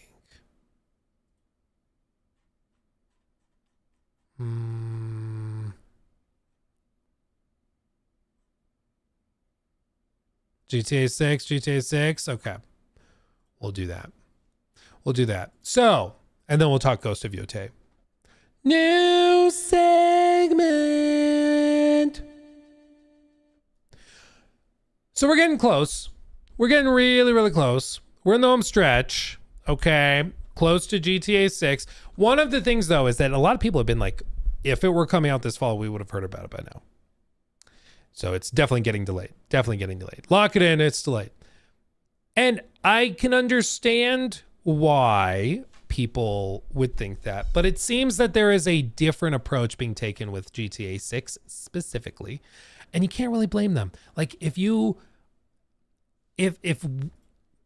there were ever a game that could get away with doing things differently, it's GTA 6. It is the exceptional, or it's the exception to every single rule that you can imagine. Like it just is. It's massive, it's gigantic, and they can do whatever they want.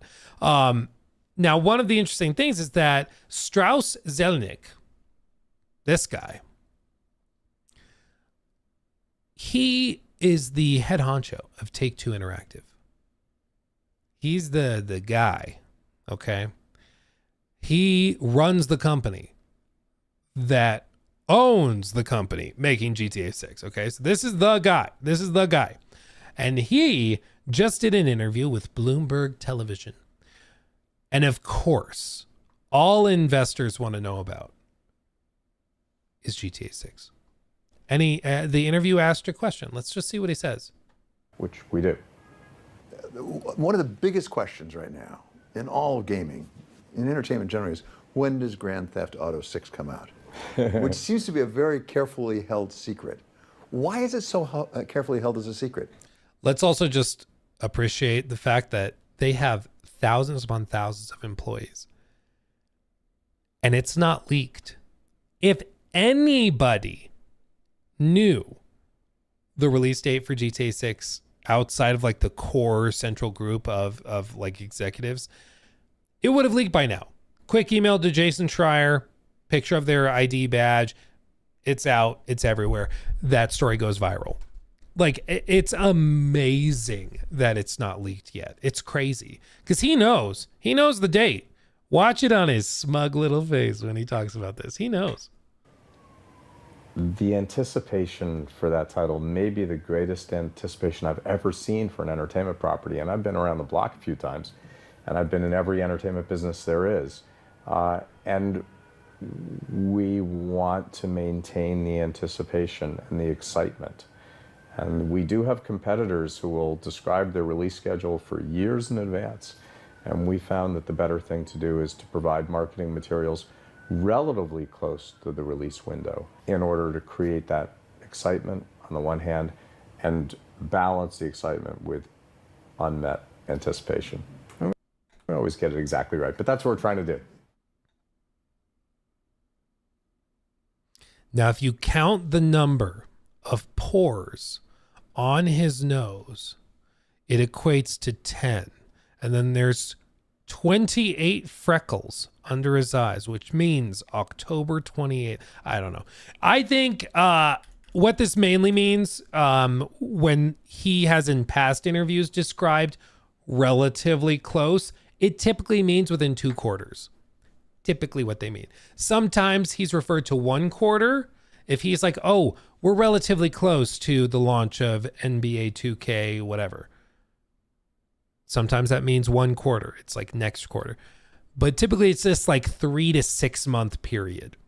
So, as many people have pointed out, and I think it's fair to say with this is still very consistent with a launch in like October or November. Very much. Okay. He's saying excitement's raised like crazy, crazy high, which he's not wrong. It very much is. I don't think there has ever been a game, certainly a game, but probably even movie or TV show or anything anywhere near as anticipated as this. Even if you think back to like the age of Harry Potter books, like the launch of the final Deathly Hallows book, where people were staying up all night to go to the bookstore and get it. And, you know, there's that was a whole thing, a whole cultural moment. I don't think that was even on this level. I mean, GTA 6 is just different. And they know that. And so I think for them, they're like, yeah, we want to savor that. People are excited. When people are excited, you know what's going to happen the moment that the second trailer drops? Everybody will flood to YouTube and watch it. It'll go to 200 million. It'll blow up. It'll be huge. Can you imagine the day when they announce pre-orders? Can you imagine the day they open up collector's editions? Good luck. Good luck. But it's because the excitement's there. He's not wrong. He's not wrong. Harnessing that is powerful for business because one of the most powerful forces in all of consumerism is the fear of missing out. And also the desire for people to hop on the bandwagon. Nobody wants to be on a losing team. There are contrarians. There's going to be people who are like, I don't know. I just really don't think GTA 6 looks that good. Or there's going to be the people who are like, I don't know. It's got a playable woman. It's woke. There's going to be those people. But we're all going to make fun of them and call them virgins and move on. Like, it's not going to have much impact, I think we can all agree, on the sales of GTA 6. It's going to do fine no matter what. And part of the reason is because... excuse me, my lungs are imploding. Part of the reason is because of the strong desire for information, for any little snippet. People are just hungry. Yeah, and they'll still buy the game. Yeah, inevitably people will. I mean, even the people that are freaking out about it. It's like one of those guys I saw that was the most ardently opposed to AC Shadows, was like regularly tearing it apart. It just casually mentions he's working on the platinum. Of course you are. Of course. Like they don't, I think a lot of them don't necessarily believe what they're saying. They're just doing it for the clicks. Anyway, I think that all of this to say, it basically just reaffirms what we have been going off of for the last 6 months, which is that it probably is fall 2025. My prediction has been that they probably look to like October 20. I'm pulling out my calendar. I think October 28th, which is a Tuesday, is a safe bet, or they could do October 31st, launch it on Halloween. Because that leads into the weekend. I do think they do a full week of early access, which could mean that the early access starts on the 24th or potentially the 21st. And that would open it up to pretty much dominating October, which is a prime time. That would also allow them to get stock and inventory up for physical copies leading into Black Friday and into Christmas. And it also times out well for them to launch GTA Online, whatever they call it, sometime in November, probably late November, which I think is perfect. They could even time out the launch of GTA 5 or GTA 6 Online to time it out with Black Friday. So it's like that weekend it kicks off. There's all sorts of cool things that they could do, but I think that that's most likely what it's going to be. That's my prediction. But this whole interview is basically just, there's a couple interesting little tidbits. There's one in here he talked about with regard to like AI stuff. So the interesting thing he said, AI tools are built on data that already exists. It's backward looking by definition. But big hits are forward looking. So AI will never be able to do that. What he said specifically in the interview is like, you will never be able to put into an AI, like make the next GTA 6. It just won't work. Like it doesn't work that way. Ultimately, those big steps and advances come from people, which is kind of a refreshing take in the tech space, because most of these executives, all they're doing is trying to like throw out the buzzwords that investors like, which right now is like AI. You just say AI and people lose their minds and throw money at you. And so to hear an executive of a multi-billion-dollar company describing how, no, we don't think that that's the magic like sauce to make something work. We fundamentally think it's people. I think that's fairly refreshing. And I mean, it's good to hear, because also like in the wake of GTA 6, I think it's going to reaffirm that very concept that people are what make these games successful. But I don't know. Final guess. Put your guess for the launch date in the YouTube chat or Twitch chat right now. It'll pop up on screen, and then we can come back to this video after the announcement of the release date, and we can see who was right. Yeah. October 28th. Melissa agrees with me. February. I see a lot of people thinking 2026. A lot of people think it gets delayed. Interesting. Q1, another delay. You guys think delayed? November. Sean just thinks before Christmas, late October. October 29th. Ooh, interesting. Okay.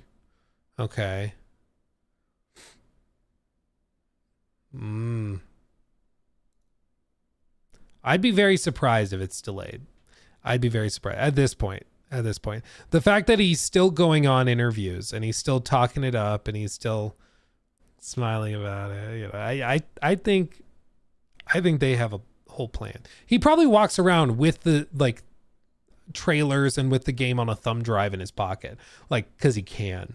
He's like, yeah, suck it. Imagine being his kids. Dude, one of those GTA leaks came from the child of one of the Rockstar devs. Does anyone remember like the name of the guy? One of those leaks came from one of his kids. Let me see if I can find it.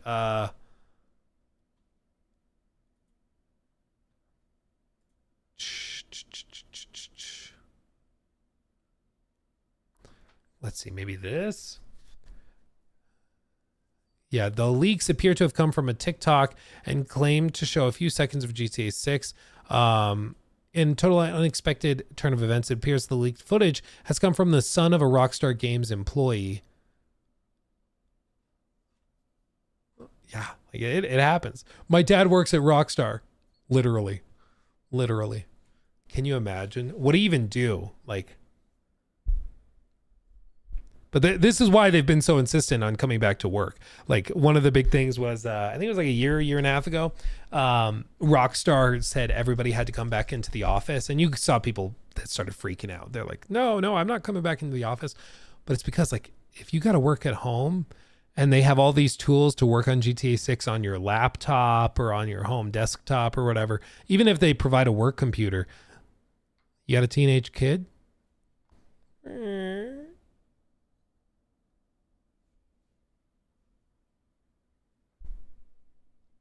Like, of course it's going to happen. Like, what are you going to do? Ground me? You know, exactly. It's like, come at me, dude. Yeah, it's just, I can only imagine. I don't even know what I would do. Oh no, I have to go to my job. Wow, people find a reason to complain about everything. I think for most of those people, it's like, if you got hired during COVID, a lot of people got hired for remote work positions. So they might live hours away from the office. And so, like, to hear you got to go back to work doesn't just mean you got to go into the office. It means you have to move. And for a lot of people, that's obviously not super exciting. You know, anyway, let's talk real quick about Ghost of Yotei. Where'd it go? Okay. And then I got to mention Black Flag remake, and I'll talk about that because there's an interesting thing that's been happening the last week or two about the Black Flag remake that you might find interesting. I'll just tell you about that. So loading. So they did news segment. They did update the store page for Ghost of Yotei. They did reaffirm the 2025 release date first and foremost. So they are still saying that it's coming out this year. They mentioned a couple of other things, like Atsu seeking to get revenge for the death of her family after her homestead is destroyed. New weapon types, dual katana, zodachi, kasurigama. Set in 1603, 300 years after Ghost of Tsushima. Massive sightlines with sprawling grasslands and icy tundras. Vegetation sways believably in the wind. New mechanics and gameplay improvements. The land surrounding Mount Yotei is outside the rule of Japan, a wild frontier filled with unexpected dangers. I'm down for that. Sounds like dynamic boss fights to me. And it just generally looks really good. Now, one of these things is obviously like the elephant in the room. When does it launch? When is it coming out? Good question. Glad you asked. Tomorrow. No, I think the big thing is nobody wants to be close to GTA 6, right? Everybody knows that. Everybody knows you don't want to be close to GTA 6, and GTA 6 is looking more and more likely like it's actually locking in for probably October. So they are faced with a choice. They can release in November, which potentially puts them next to Call of Duty and GTA Online, which will dominate the internet. And if they go any later than like mid-November, they don't get access to Game Award nominations. And I think Sony really values that. So I think it's unlikely that we get like an early December release for this. I'd be very surprised if they did that, just because I think they want that Game of the Year nomination. So then you go back the other way. You don't want to be in October because GTA 6 is probably October. So then you're looking at September. Well, September, there's a couple of holes in the schedule, but some people are thinking that, we might see something like a marathon release in September. But I think September is possible. But then you start to look at, well, what about August? Well, we're starting to move up very, very close. And there is an insider who's gotten some stuff right, doesn't have like a perfect track record or anything, but has gotten some stuff right. Detective Seeds. So take this with a massive grain of salt. Two people are giving info allegedly suggesting that one insider said mid to late August. That person has missed a bit. The other one who's been more accurate said late July and has been spot on. So he's guessing mid to late July, maybe even slipping into August for a release. And pointing to supporting evidence of this was, just so you know, Ghost of Tsushima did store and web updates in March of 2020, and the game released in July of 2020. So they've done the tight turnaround before. If this ends up launching in July, I'll be surprised. Number one, July is like a dead month for gaming. It just is. Like, historically, most games skip July and go straight to August. And there's a number of reasons for it. One of the things is that, like, games media, they all kind of go on vacation in that July period because most games don't come out. And most games don't come out in part because of that. So coverage is going to be harder to get. The other thing is a lot of people are outside touching literal grass. You know, a lot of gamers are outside and are doing more active things. And so they're less likely to stay closed up inside, you know, playing games. And it's, you know, maybe it's an artifact of a bygone era. Just like how most games launch on Tuesdays and Fridays, they launch on Tuesdays a lot of the time because of old distribution, like trucking routes where games would be shipped on Monday mornings. And physical copies would show up to stores on the trucks Monday night for release on Tuesday morning. And nowadays, of course, with digital copies and with, you know, year-round shipping and stuff, it doesn't really matter. But that's how it used to be. And so the tradition is just kind of carried forth. So it's not necessarily a given that it just because a game releases in July, it'll do badly.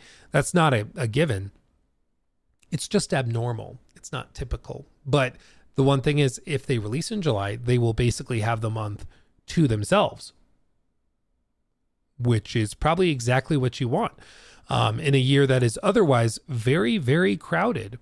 Even in August, for example, it's expected that they're going to have a massive push, Take-Two is, with probably a release of Mafia, would be my guess, in like August. And then they're going to ramp up marketing for Borderlands. So already in August, like, you're going to start to really compete for attention from YouTubers, streamers, game journalists, outlets, all these things that you kind of have to factor in and remember. But if you release in July, you're kind of all on your own. You just get to do your own thing. Doesn't that affect Death Stranding? Well, Death Stranding's in June, and June is sort of a weird period because one of the other things that typically happens in the past, you had E3, and E3 worldwide was attended and watched, and, you know, publishers from all over the world came. And after E3 happened, big things were shown off, and then everybody kind of chilled out. All of the announcements for the whole 3-month period from like May to July had been covered in that event. So there was nothing else to really talk about, and people just would go on vacation or whatever, kind of chill out. Releasing your game in July or in June, I think does work because you can do a big preview. You can do a big marketing push in the summer. Like now it's Summer Games Fest, but prior it would have been E3, of course. But you can do a preview. You can let press try the game at Summer Games Fest. They promote the game a week and a half, 2 weeks before launch. You send out review codes 2 weeks before launch. You're good. But July has just historically stayed very, very empty. So it would be surprising to see it release there, but it's not impossible.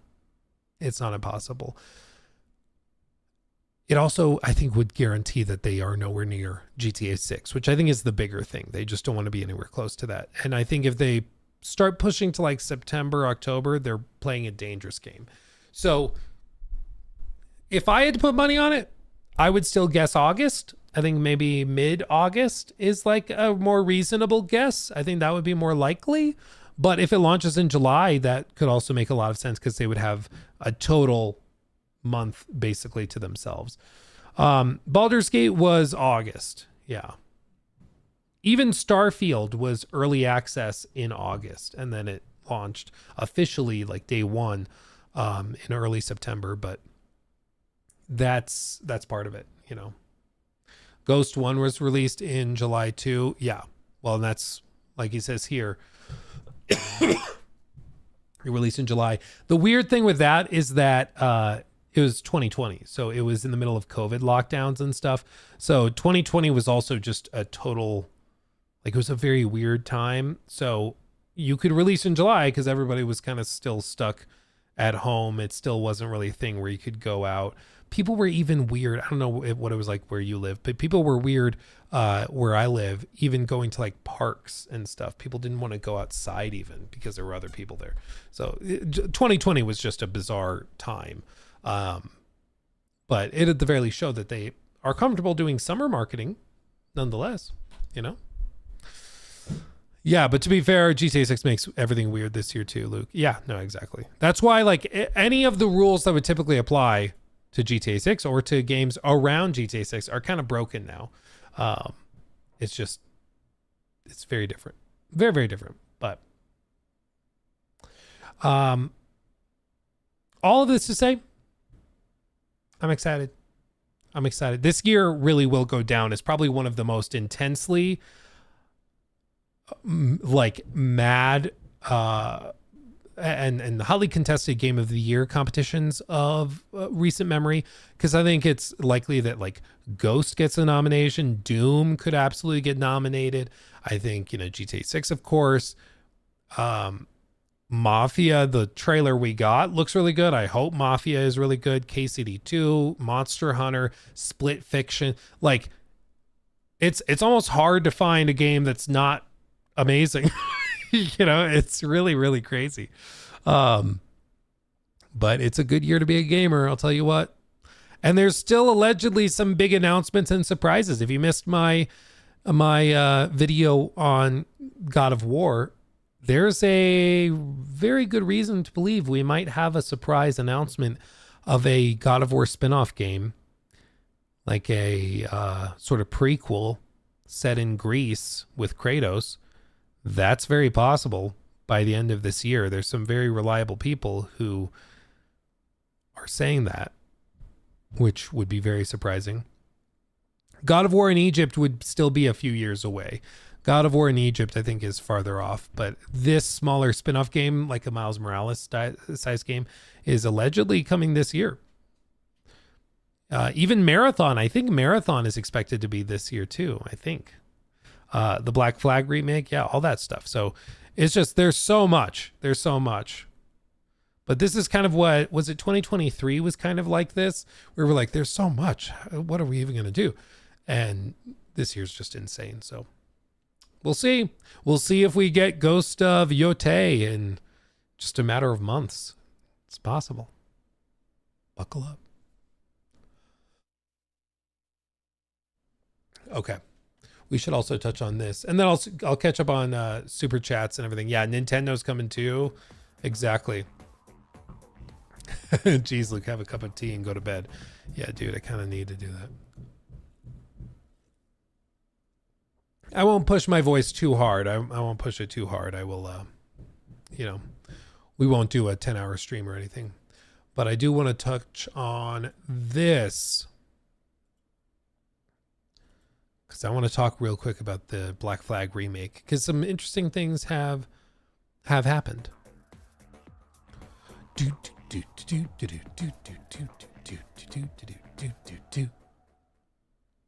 Zach Michaelis donated $10 Thank you, through Zach. Super Chat. I think Rockstar and Take-Two learned from Red Dead 2 not to release trailers so far out. My guess we might get trailer 2 in the summer or late summer. Yeah. I still think it'd be a really funny troll to release it tomorrow morning for April Fools. I think that would be really funny, but you know, they can do whatever they want. They could release the trailer in May. They could wait and release the trailer in September and just say nothing all summer, which would be hilarious. Because like I said, in the past, when Strauss has mentioned relatively close, or he says, you know, when he's talking about time periods and he's like, it's relatively close to this, he's meant either a quarter or 2 quarters. So he could be thinking, yeah, we want to start the marketing relatively close to the release. He might mean 3 months, which would be very, I mean, that would mean marketing starting in like July or August, which would be crazy to wait that long, but they can do whatever they want. So they could wait till July when it's kind of dead and release the trailer then. Everybody's going to see it no matter what. Or he could be thinking that they're going to start the marketing 6 months away from launch, which would probably put it in like April at some point. So we don't know what we don't know, but I think from tomorrow, it's pretty much any day. And it wouldn't be that shocking. But yeah, people are just excited. But that's the point. That's why they're doing it that way. That's why they're doing it that way. You better believe it. It's working. Okay. Yeah, dude, if they wait till like July or August to even start the marketing, dude, people are going to lose their minds. But that's part of the reason. I mean, that's part of the strategy. Let's talk about this real quick, then I'll catch up on super chats and everything, everybody. Thank you again for those. I want to talk about Black Flag. So, new segment. So the Black Flag remake, we know that it's coming. It's been rumored, speculated about a bunch. We know that it's almost certainly the team from Skull and Bones working on it in Singapore. They have a bunch of assets they've made for pirate stuff for that game, and so now they're able to just kind of work on this remake and tie everything together. And I've said for a long time, like, for Ubisoft, this should be an absolute slam dunk. Will it be? Time will tell. That's part of what I want to talk about today. But it does seem like we're getting close. Assassin's Creed Interface took this screenshot, or had somebody send the screenshot.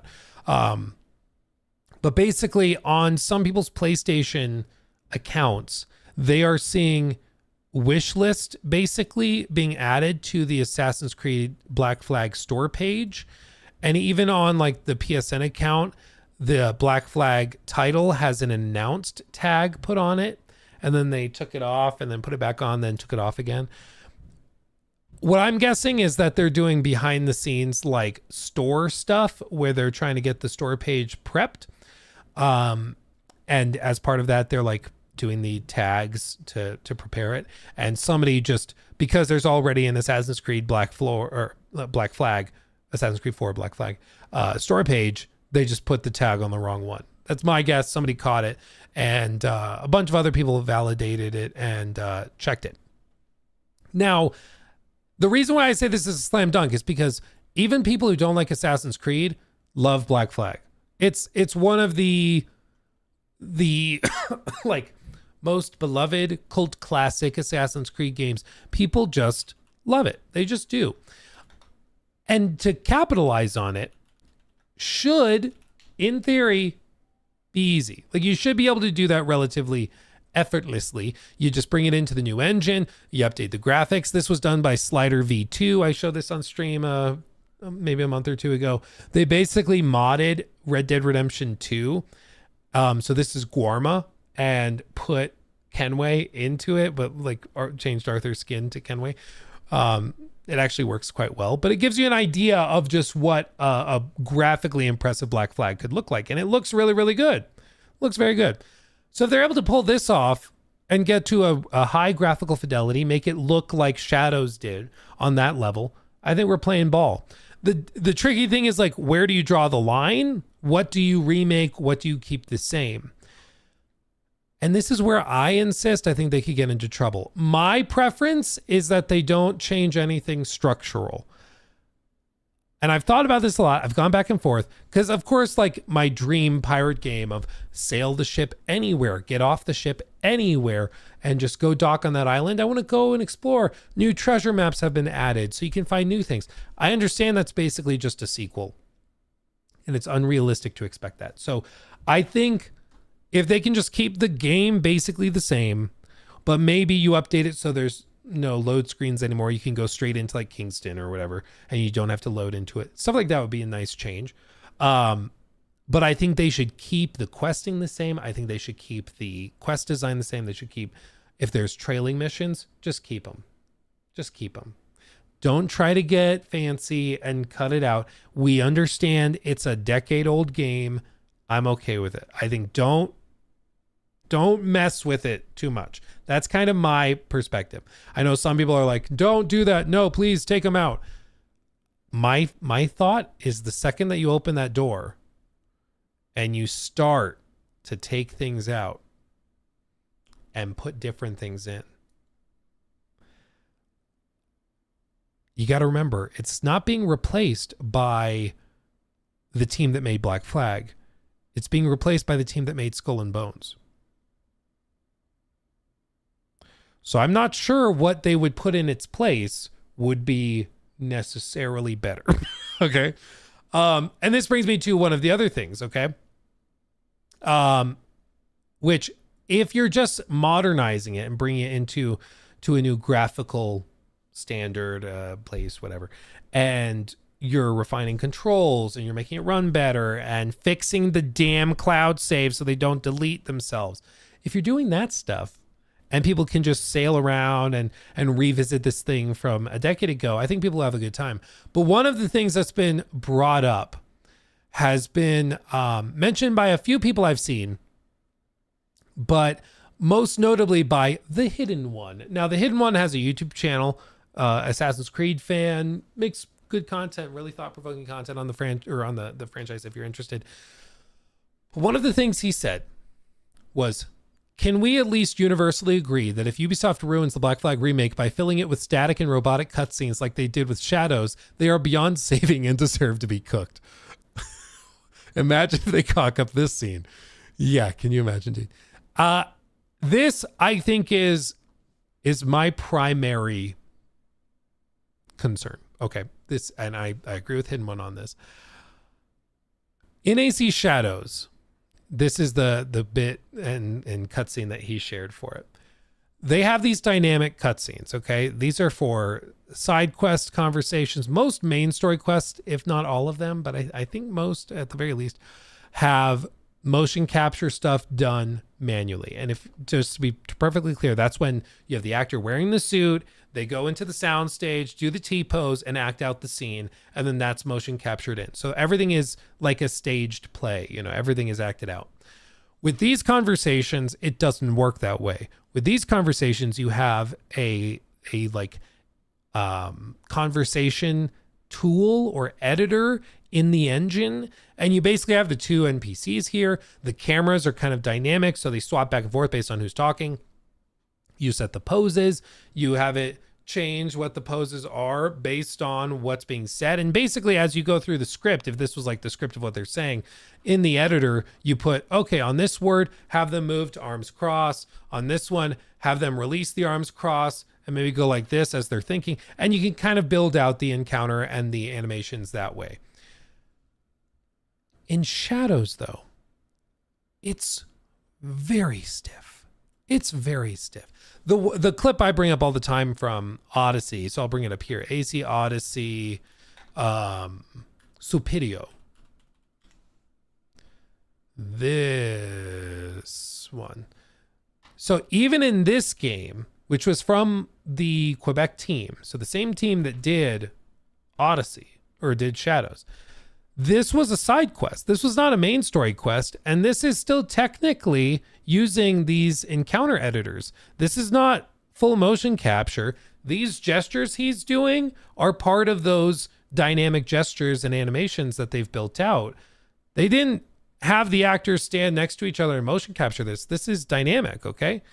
And I think that it looks way better. I think some of these individual like crosses and walks are maybe mo-capped, but the individual gestures, you see Alexios and Cassandra do these same motions over and over and over again. And in Shadows, it's just so stiff in comparison. And they're all kind of like this, okay? Now, this does not necessarily a bad game make, okay? It doesn't make a game bad just because the side quest dialogue is stiff. Kingdom Come Deliverance, one of my favorite games, has very clunky, stiff animations in side quests. It just does. And it's okay. Okay, so it doesn't inherently by itself make a game bad. But my fear for the Black Flag remake is shared with the Hidden One, which is if they go, and this is why I say maybe we don't start messing with it. Maybe we be very cautious, because if they start taking some of the motion captured cutscenes from Black Flag that are so beautifully done and well executed, and they start replacing it with these more stiff dynamic scenes, which is similar to what I think Blizzard's done that. Was it Reforged? Like Warcraft 3, I forget what it is. It's been a while. But they did something similar to that where they downgraded a lot of the cutscenes. I think that will be a way to really tick people off. And I really hope that they haven't done that. Now with Shadows, to be fair, specifically, I asked them about this when I went to the studio in January. Because it came off way stiffer than it did in Odyssey. And I'm like, your last game seemed to have much more dynamics, much more movement. What I was told, which you can take it or leave it, what I was told was that when they started doing research on cultural customs, when they brought in actors who were Japanese, when they brought in historians and stuff, and started actually looking at how people interacted and how people in this culture would have spoken to each other, they found that, shocker, they didn't talk like mercenaries in Greece. They didn't yell Malaka constantly, and they didn't gesture wildly. It's a much stiffer thing. Whether or not that's true, I have no idea. I don't know cultural dialogue customs in Japan. Shocker, I know. So I don't know if that's true, but what they did say, and what I know is true, is that they redid all of them. They cut pretty much all of these dialogue animations from Odyssey, and they replaced them and redid them. There's still some animations shared, of course, from Odyssey and from Origins and Valhalla that you'll see in the game. I think it's like the jump. There's like a little jump where their arms flay out a little. Some of those are copied, but they redid all the animations for these dynamic conversations, which I think is undoubtedly true. Whether that was needed or necessary, I don't know. I don't think that people would have been that upset if you had Nawe and Yasuke talking with these animations, with like the gesture of the hand, with the nods, with the arms crossed. I don't think people would have freaked out too much, or more than they already were, but maybe they would. You killed Mater and had sex with Pater. It's a fantastic quest. Oh, it's so good. It's so good. Anyway, but this is why I think it's a slippery slope. Once you start changing stuff, you can get in trouble, because once you start changing stuff, it's like, when do you stop? And that's why for me, I'm like, it's a remake of a game from 2014. I think that's okay. It's a game from 2014. There's going to be weird stuff with it. Okay. If they do go so far as to like overhaul some of the tailing missions and stuff, eavesdropping missions, I'll be pleasantly surprised, and I'll be pleased with that. I don't think that's likely, but if it happens, I'll be excited. I'll be pleased. Time will tell. But I also don't want to get my hopes up that it's going to be a major, huge transformational remake that adds in a ton of stuff and basically just turns it into a totally new thing. I don't want to get my hopes up there. I think it's most likely that this is more of a Last of Us Part 1 remake than it is a Mafia Definitive Edition remake. And I think that's okay. I think that's okay, because I like Black Flag. I love Black Flag. And I'm okay with that. I think pricing will come into it. The fact it's been 10 years, it's been 2 console generations, and it's almost certainly going to be a major graphical leap. I think that will help it a lot. Part of the problem with The Last of Us Part 1 remake was that it didn't look bad in The Last of Us Remastered. Then they remade it, and it looked better, but like it didn't seem like that big of a leap, and it ran like crap as well, which was also part of it. But least on PC. But with this, I'm excited to see what they do with it. And it seems like they are preparing, in theory, to overhaul a good amount of stuff. They're preparing to announce it. They've got the store pages that are having some stuff altered. I'm guessing if timelines follow roughly with what they did with like Shadows, for example, they probably do a little teaser trailer in May or something saying, look forward to Ubisoft Forward in June when we're going to do a gameplay reveal of the Black Flag remake. And that's probably what they're going to do, but I'm here for it. I just hope that they are able to retain some of that magic of AC for Black Flag, because some of those sequences that are motion captured are just so freaking good. Like this, you can't just redo this with dynamic animations. You know, this, I hope they've kept the motion capture data, or at least it's transferable a little bit, you know, because man, this just hits you right in the feels. Oh, hopium. Yeah, probably. But we'll see. This is why it's really, in some ways, it's high risk, high reward, remastering and remaking rather a game that people love so dearly. Because if you do a good job, they will reward you by buying it in droves. If you do a bad job, they will crucify you. And I really hope they do a good job, because I would love to play modernized Black Flag. I would love to do that. But we'll see. And no, I don't have any secret special information or anything. I'm genuinely very hopeful. And I really hope that they pull it off, man. Oh. Now you jinxed it. I hope not, dude. I hope not. Oh. All it needs is 60 FPS patch. I mean, they've got cloud save issues too. I thought I was alone. It turns out I'm not alone. A lot of other people have run into it. There's a bug where some cloud saves are just getting like screwed over, and I don't know what it is. Oh wait, what's this? Eidos Montreal. Today we informed our studio staff that we're going to let go up to 75 valued members, as one of our mandates is coming to an end. It is not a reflection of their dedication or skills, but ultimately we don't have the capacity to entirely relocate them to our other ongoing projects and services. These very talented, highly experienced experts are going to enter the employment market, and we're working to support them through this transition. Eidos Montreal stays committed to delivering its other projects currently in development. Man. Wow. Okay.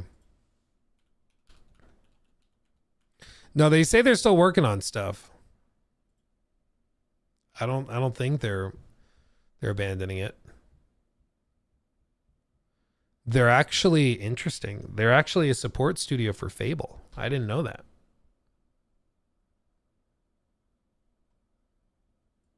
Interesting.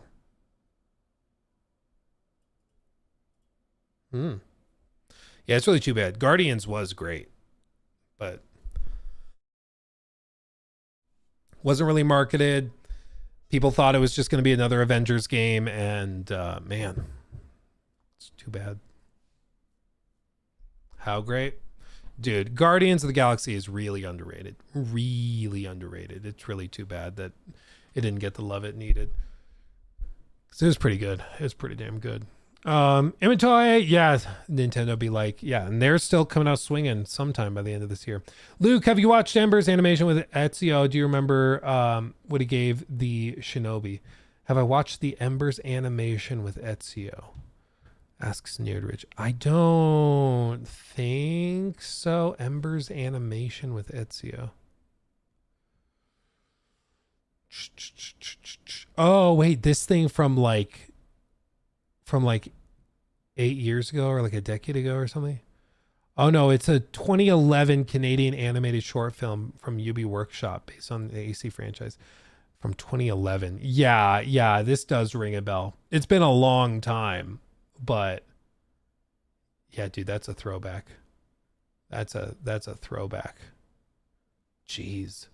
I have to watch it again. I don't really remember details.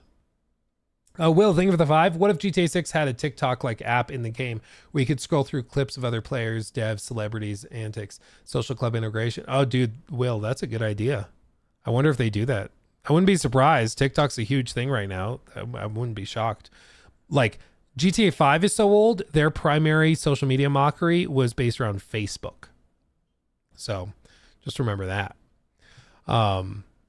Yeah. That's a throwback. Boxing for the 2. Did you see the new RuneScape survival game? I mean, I've never been a RuneScape player, so I haven't really dug into it. So I don't really have anything to say about it. I'm sorry. I'm not an expert in it. Excuse me. Yeah, thank you again. Maestro, Ricadis, thank you for that one. Sean again for those gifted memberships. Very generous. Thank you. Caleb for that $10 super chat. Very generous. NG, can you paint our Lord and Savior Todd pretty please? If you do that, allegedly, he haunts you for 7 years and 7 months. It's like a whole thing. It's like a whole scandalous thing. Let's see. The Nomad, thank you for that 5. Found your channel around the release of Veilguard and became a regular stream viewer last month. Love what you do. Keep it up. Thank you, Nomad. Thank you. Glad to have you, my friend. Let's see. NG, we read that one. What's the point of teams having larger, more employees? Yeah, I think we talked about that one. It should, in theory, make things more efficient, but it definitely doesn't. Maestro, let's see. Oh, yeah, we did pull up that with the dog heads. Oh, yeah, Seth's super chat on the radio silence since Fallout 4. Let's see. We talked about Matt's thing about Kazan, the first Berserker. Danny's message about first Berserker. Okay, I think we caught up there. I think we're good. Also, the Potatonator. Yeah, that's what it is. Potatonator. Thank you for that members or sub over on Twitch. Thank you, my friend. And then Adirondack John. I don't know. Thank you for the sub over on Twitch as well. And Felix Dune Rider also, thank you for that sub. Oh, baby. Thank you. Thank you, everybody. Sorry, we got like in deep. Quite a few games slated for this year that we have little to no information on. Yeah, dude. For real.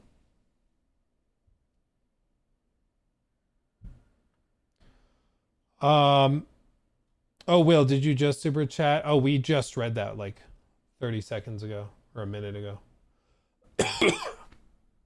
Excuse me. Oh, God. Probably literally right as you stepped up is when we read it, I think is probably what it was. Because, yeah, we did talk about it. Because I think that would be really, really cool if they did a TikTok app. Because last time around, they only had Facebook to make fun of. And now they have lots of material. Lots of material to dig into. I think they do that. I think they definitely make fun of crypto. I think that's a no-brainer. NFTs are more iffy. I don't know if we see them make fun of NFTs. But crypto, I think, is a lock-in. Yeah. Any idea when Phantom Blade will release? I don't know, man. I mean, maybe I would have thought by the end of this year, but they might push it to next year, just to get away from GTA 6. I don't know if they're in a time crunch or what their deal is, but yeah, I'm really not sure.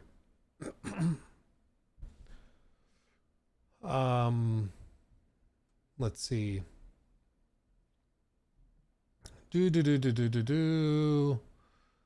Yes, Captain, we did look at the Doom previews. We did pull those up and look at them.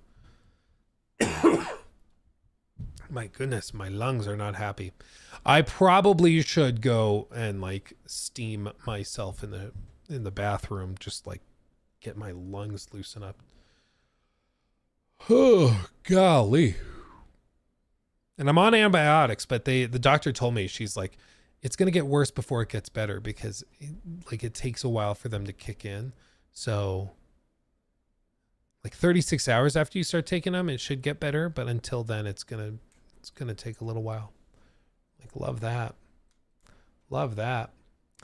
I think they'll have their own in-game crypto you can use, trade, spend, maybe even linked to a real token. It is Rockstar. They need more money. Yeah, I mean, that would be shocking if they tied it to a real token in real life. But I guess never say never. I wouldn't be surprised though if they have like bit, I don't even know, bit dollar, something like that. Like they have their own cryptocurrency in the game, and that's how you pay like allies and stuff. I wouldn't be surprised if they do that. It might convolute it though. They might just decide it's worth keeping it to just dollars. Because the moment that they do that, then you have two currencies to worry about and juggle, and it might just be more of a headache than it's worth. Yeah, maybe. Okay. I'm actually kind of impressed. We got through everything I wanted to get through, and I'm fairly pleased with that. Oh, The Last of Us Part 2 remaster is officially Steam Deck verified. That's good to see. I'd still be cautious, but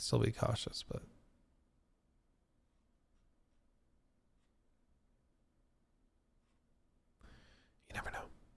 Oh, dude, Wednesday we get the full Steam or the full Switch reveal. Oh man. I guess, okay, maybe last thing we do. Everybody in chat, final predictions. Switch price. Final predictions. Put it in chat. It's going to be captured. We'll be able to refer back to this and see who got it right. My prediction is $3.99. I think $3.99. I think if they go $1 more than that, it becomes a really, really tough sell. I think $3.99 makes sense. And then they're going to do games for $70. Joy-Cons are going to be another $70 a piece for the pair. I think they're going to do 4K upscaling with NVIDIA's like DLSS whatever that's built in. But there's apparently leaks and information right now that dev kits of the Switch 2 don't have a 4K output, which is weird because you would really think that they would, if it's able to output scaled up to 4K. And apparently the dev kits just don't have it. They don't go out at 4K. Firmware, no, like an actual hardware limitation. Like it doesn't have a 4K output. It can only go out there. Now it's possible that later versions of the dev kits will have 4K output, and this is just a one-off, problem with early dev kits, but it's a little weird. No OLED option that launches this game. Maybe they surprise us. I mean, there's been no rumors of a second SKU. I don't think that it's likely, but maybe. Most likely what it is that they're going to do an OLED version in 2 years, and you're going to buy it again because that's just what they can do. Yeah.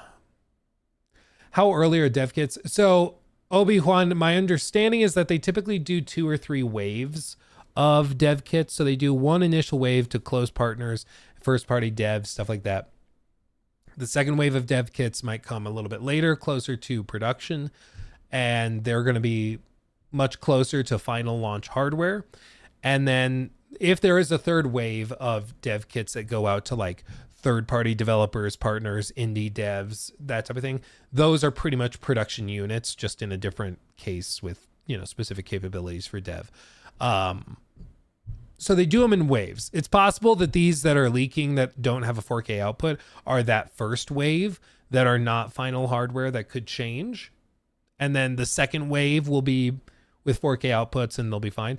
But it is interesting because it's like, if 4K is like a big selling point and a big thing you're pushing this console to do, you'd think that that would be a priority on the dev kits, but we'll see. So basically launch styles may be rough then. Or, I mean, it's just developers are developing for handheld primarily, and then they're going to get the docked stuff later because they're also partnering with NVIDIA. And if the upscaling to 4K is mostly an NVIDIA thing with their specific whatever DLSS switch variant, if that's something that they're still working on and they're going to only have it in beta, maybe it's not worth putting it in the dev kit yet. So make your game, get it running at 1080, and then we'll upscale to 4K later with the later dev kits. So it might just be a matter of timing with NVIDIA and that partnership. We'll see.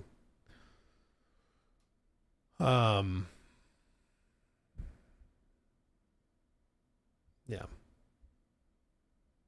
There's no way the Switch 2 will be less than 500. I'll be surprised what the market is and way the market is in tariffs. Well, one of the things that's interesting is that they've apparently shipped hundreds of thousands of units to the US already, and they're being shipped. I forget exactly. I think it might be Indonesia. They've shipped and assembled the Switches, not in China or anywhere else like Mexico where there might be tariffs. They're specifically shipping them from countries that don't currently have those tariffs. So they assemble them somewhere else and then they ship them to the US or to wherever. And that saves them all of those tariff fees, which is just kind of like a funny little thing. Yeah, Foxconn is Taiwanese. They build the Switch. Well, so they have, I forget the name of the partner. Like, of course, all of this is like speculated on because I don't think any of it's been made public. But one of the companies that they think is manufacturing the Switch, because they have a contract with Nintendo for millions and millions and millions of dollars. I don't remember if it's exactly Taiwan or if it's Indonesia or where, but it's a country specifically that doesn't currently have the tariff problem. Yeah.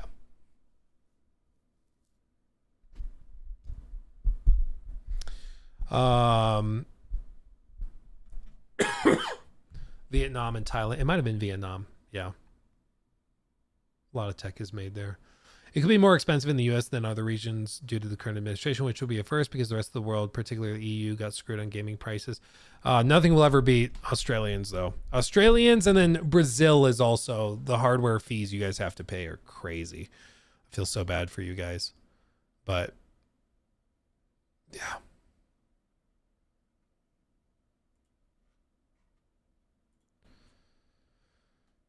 Okay.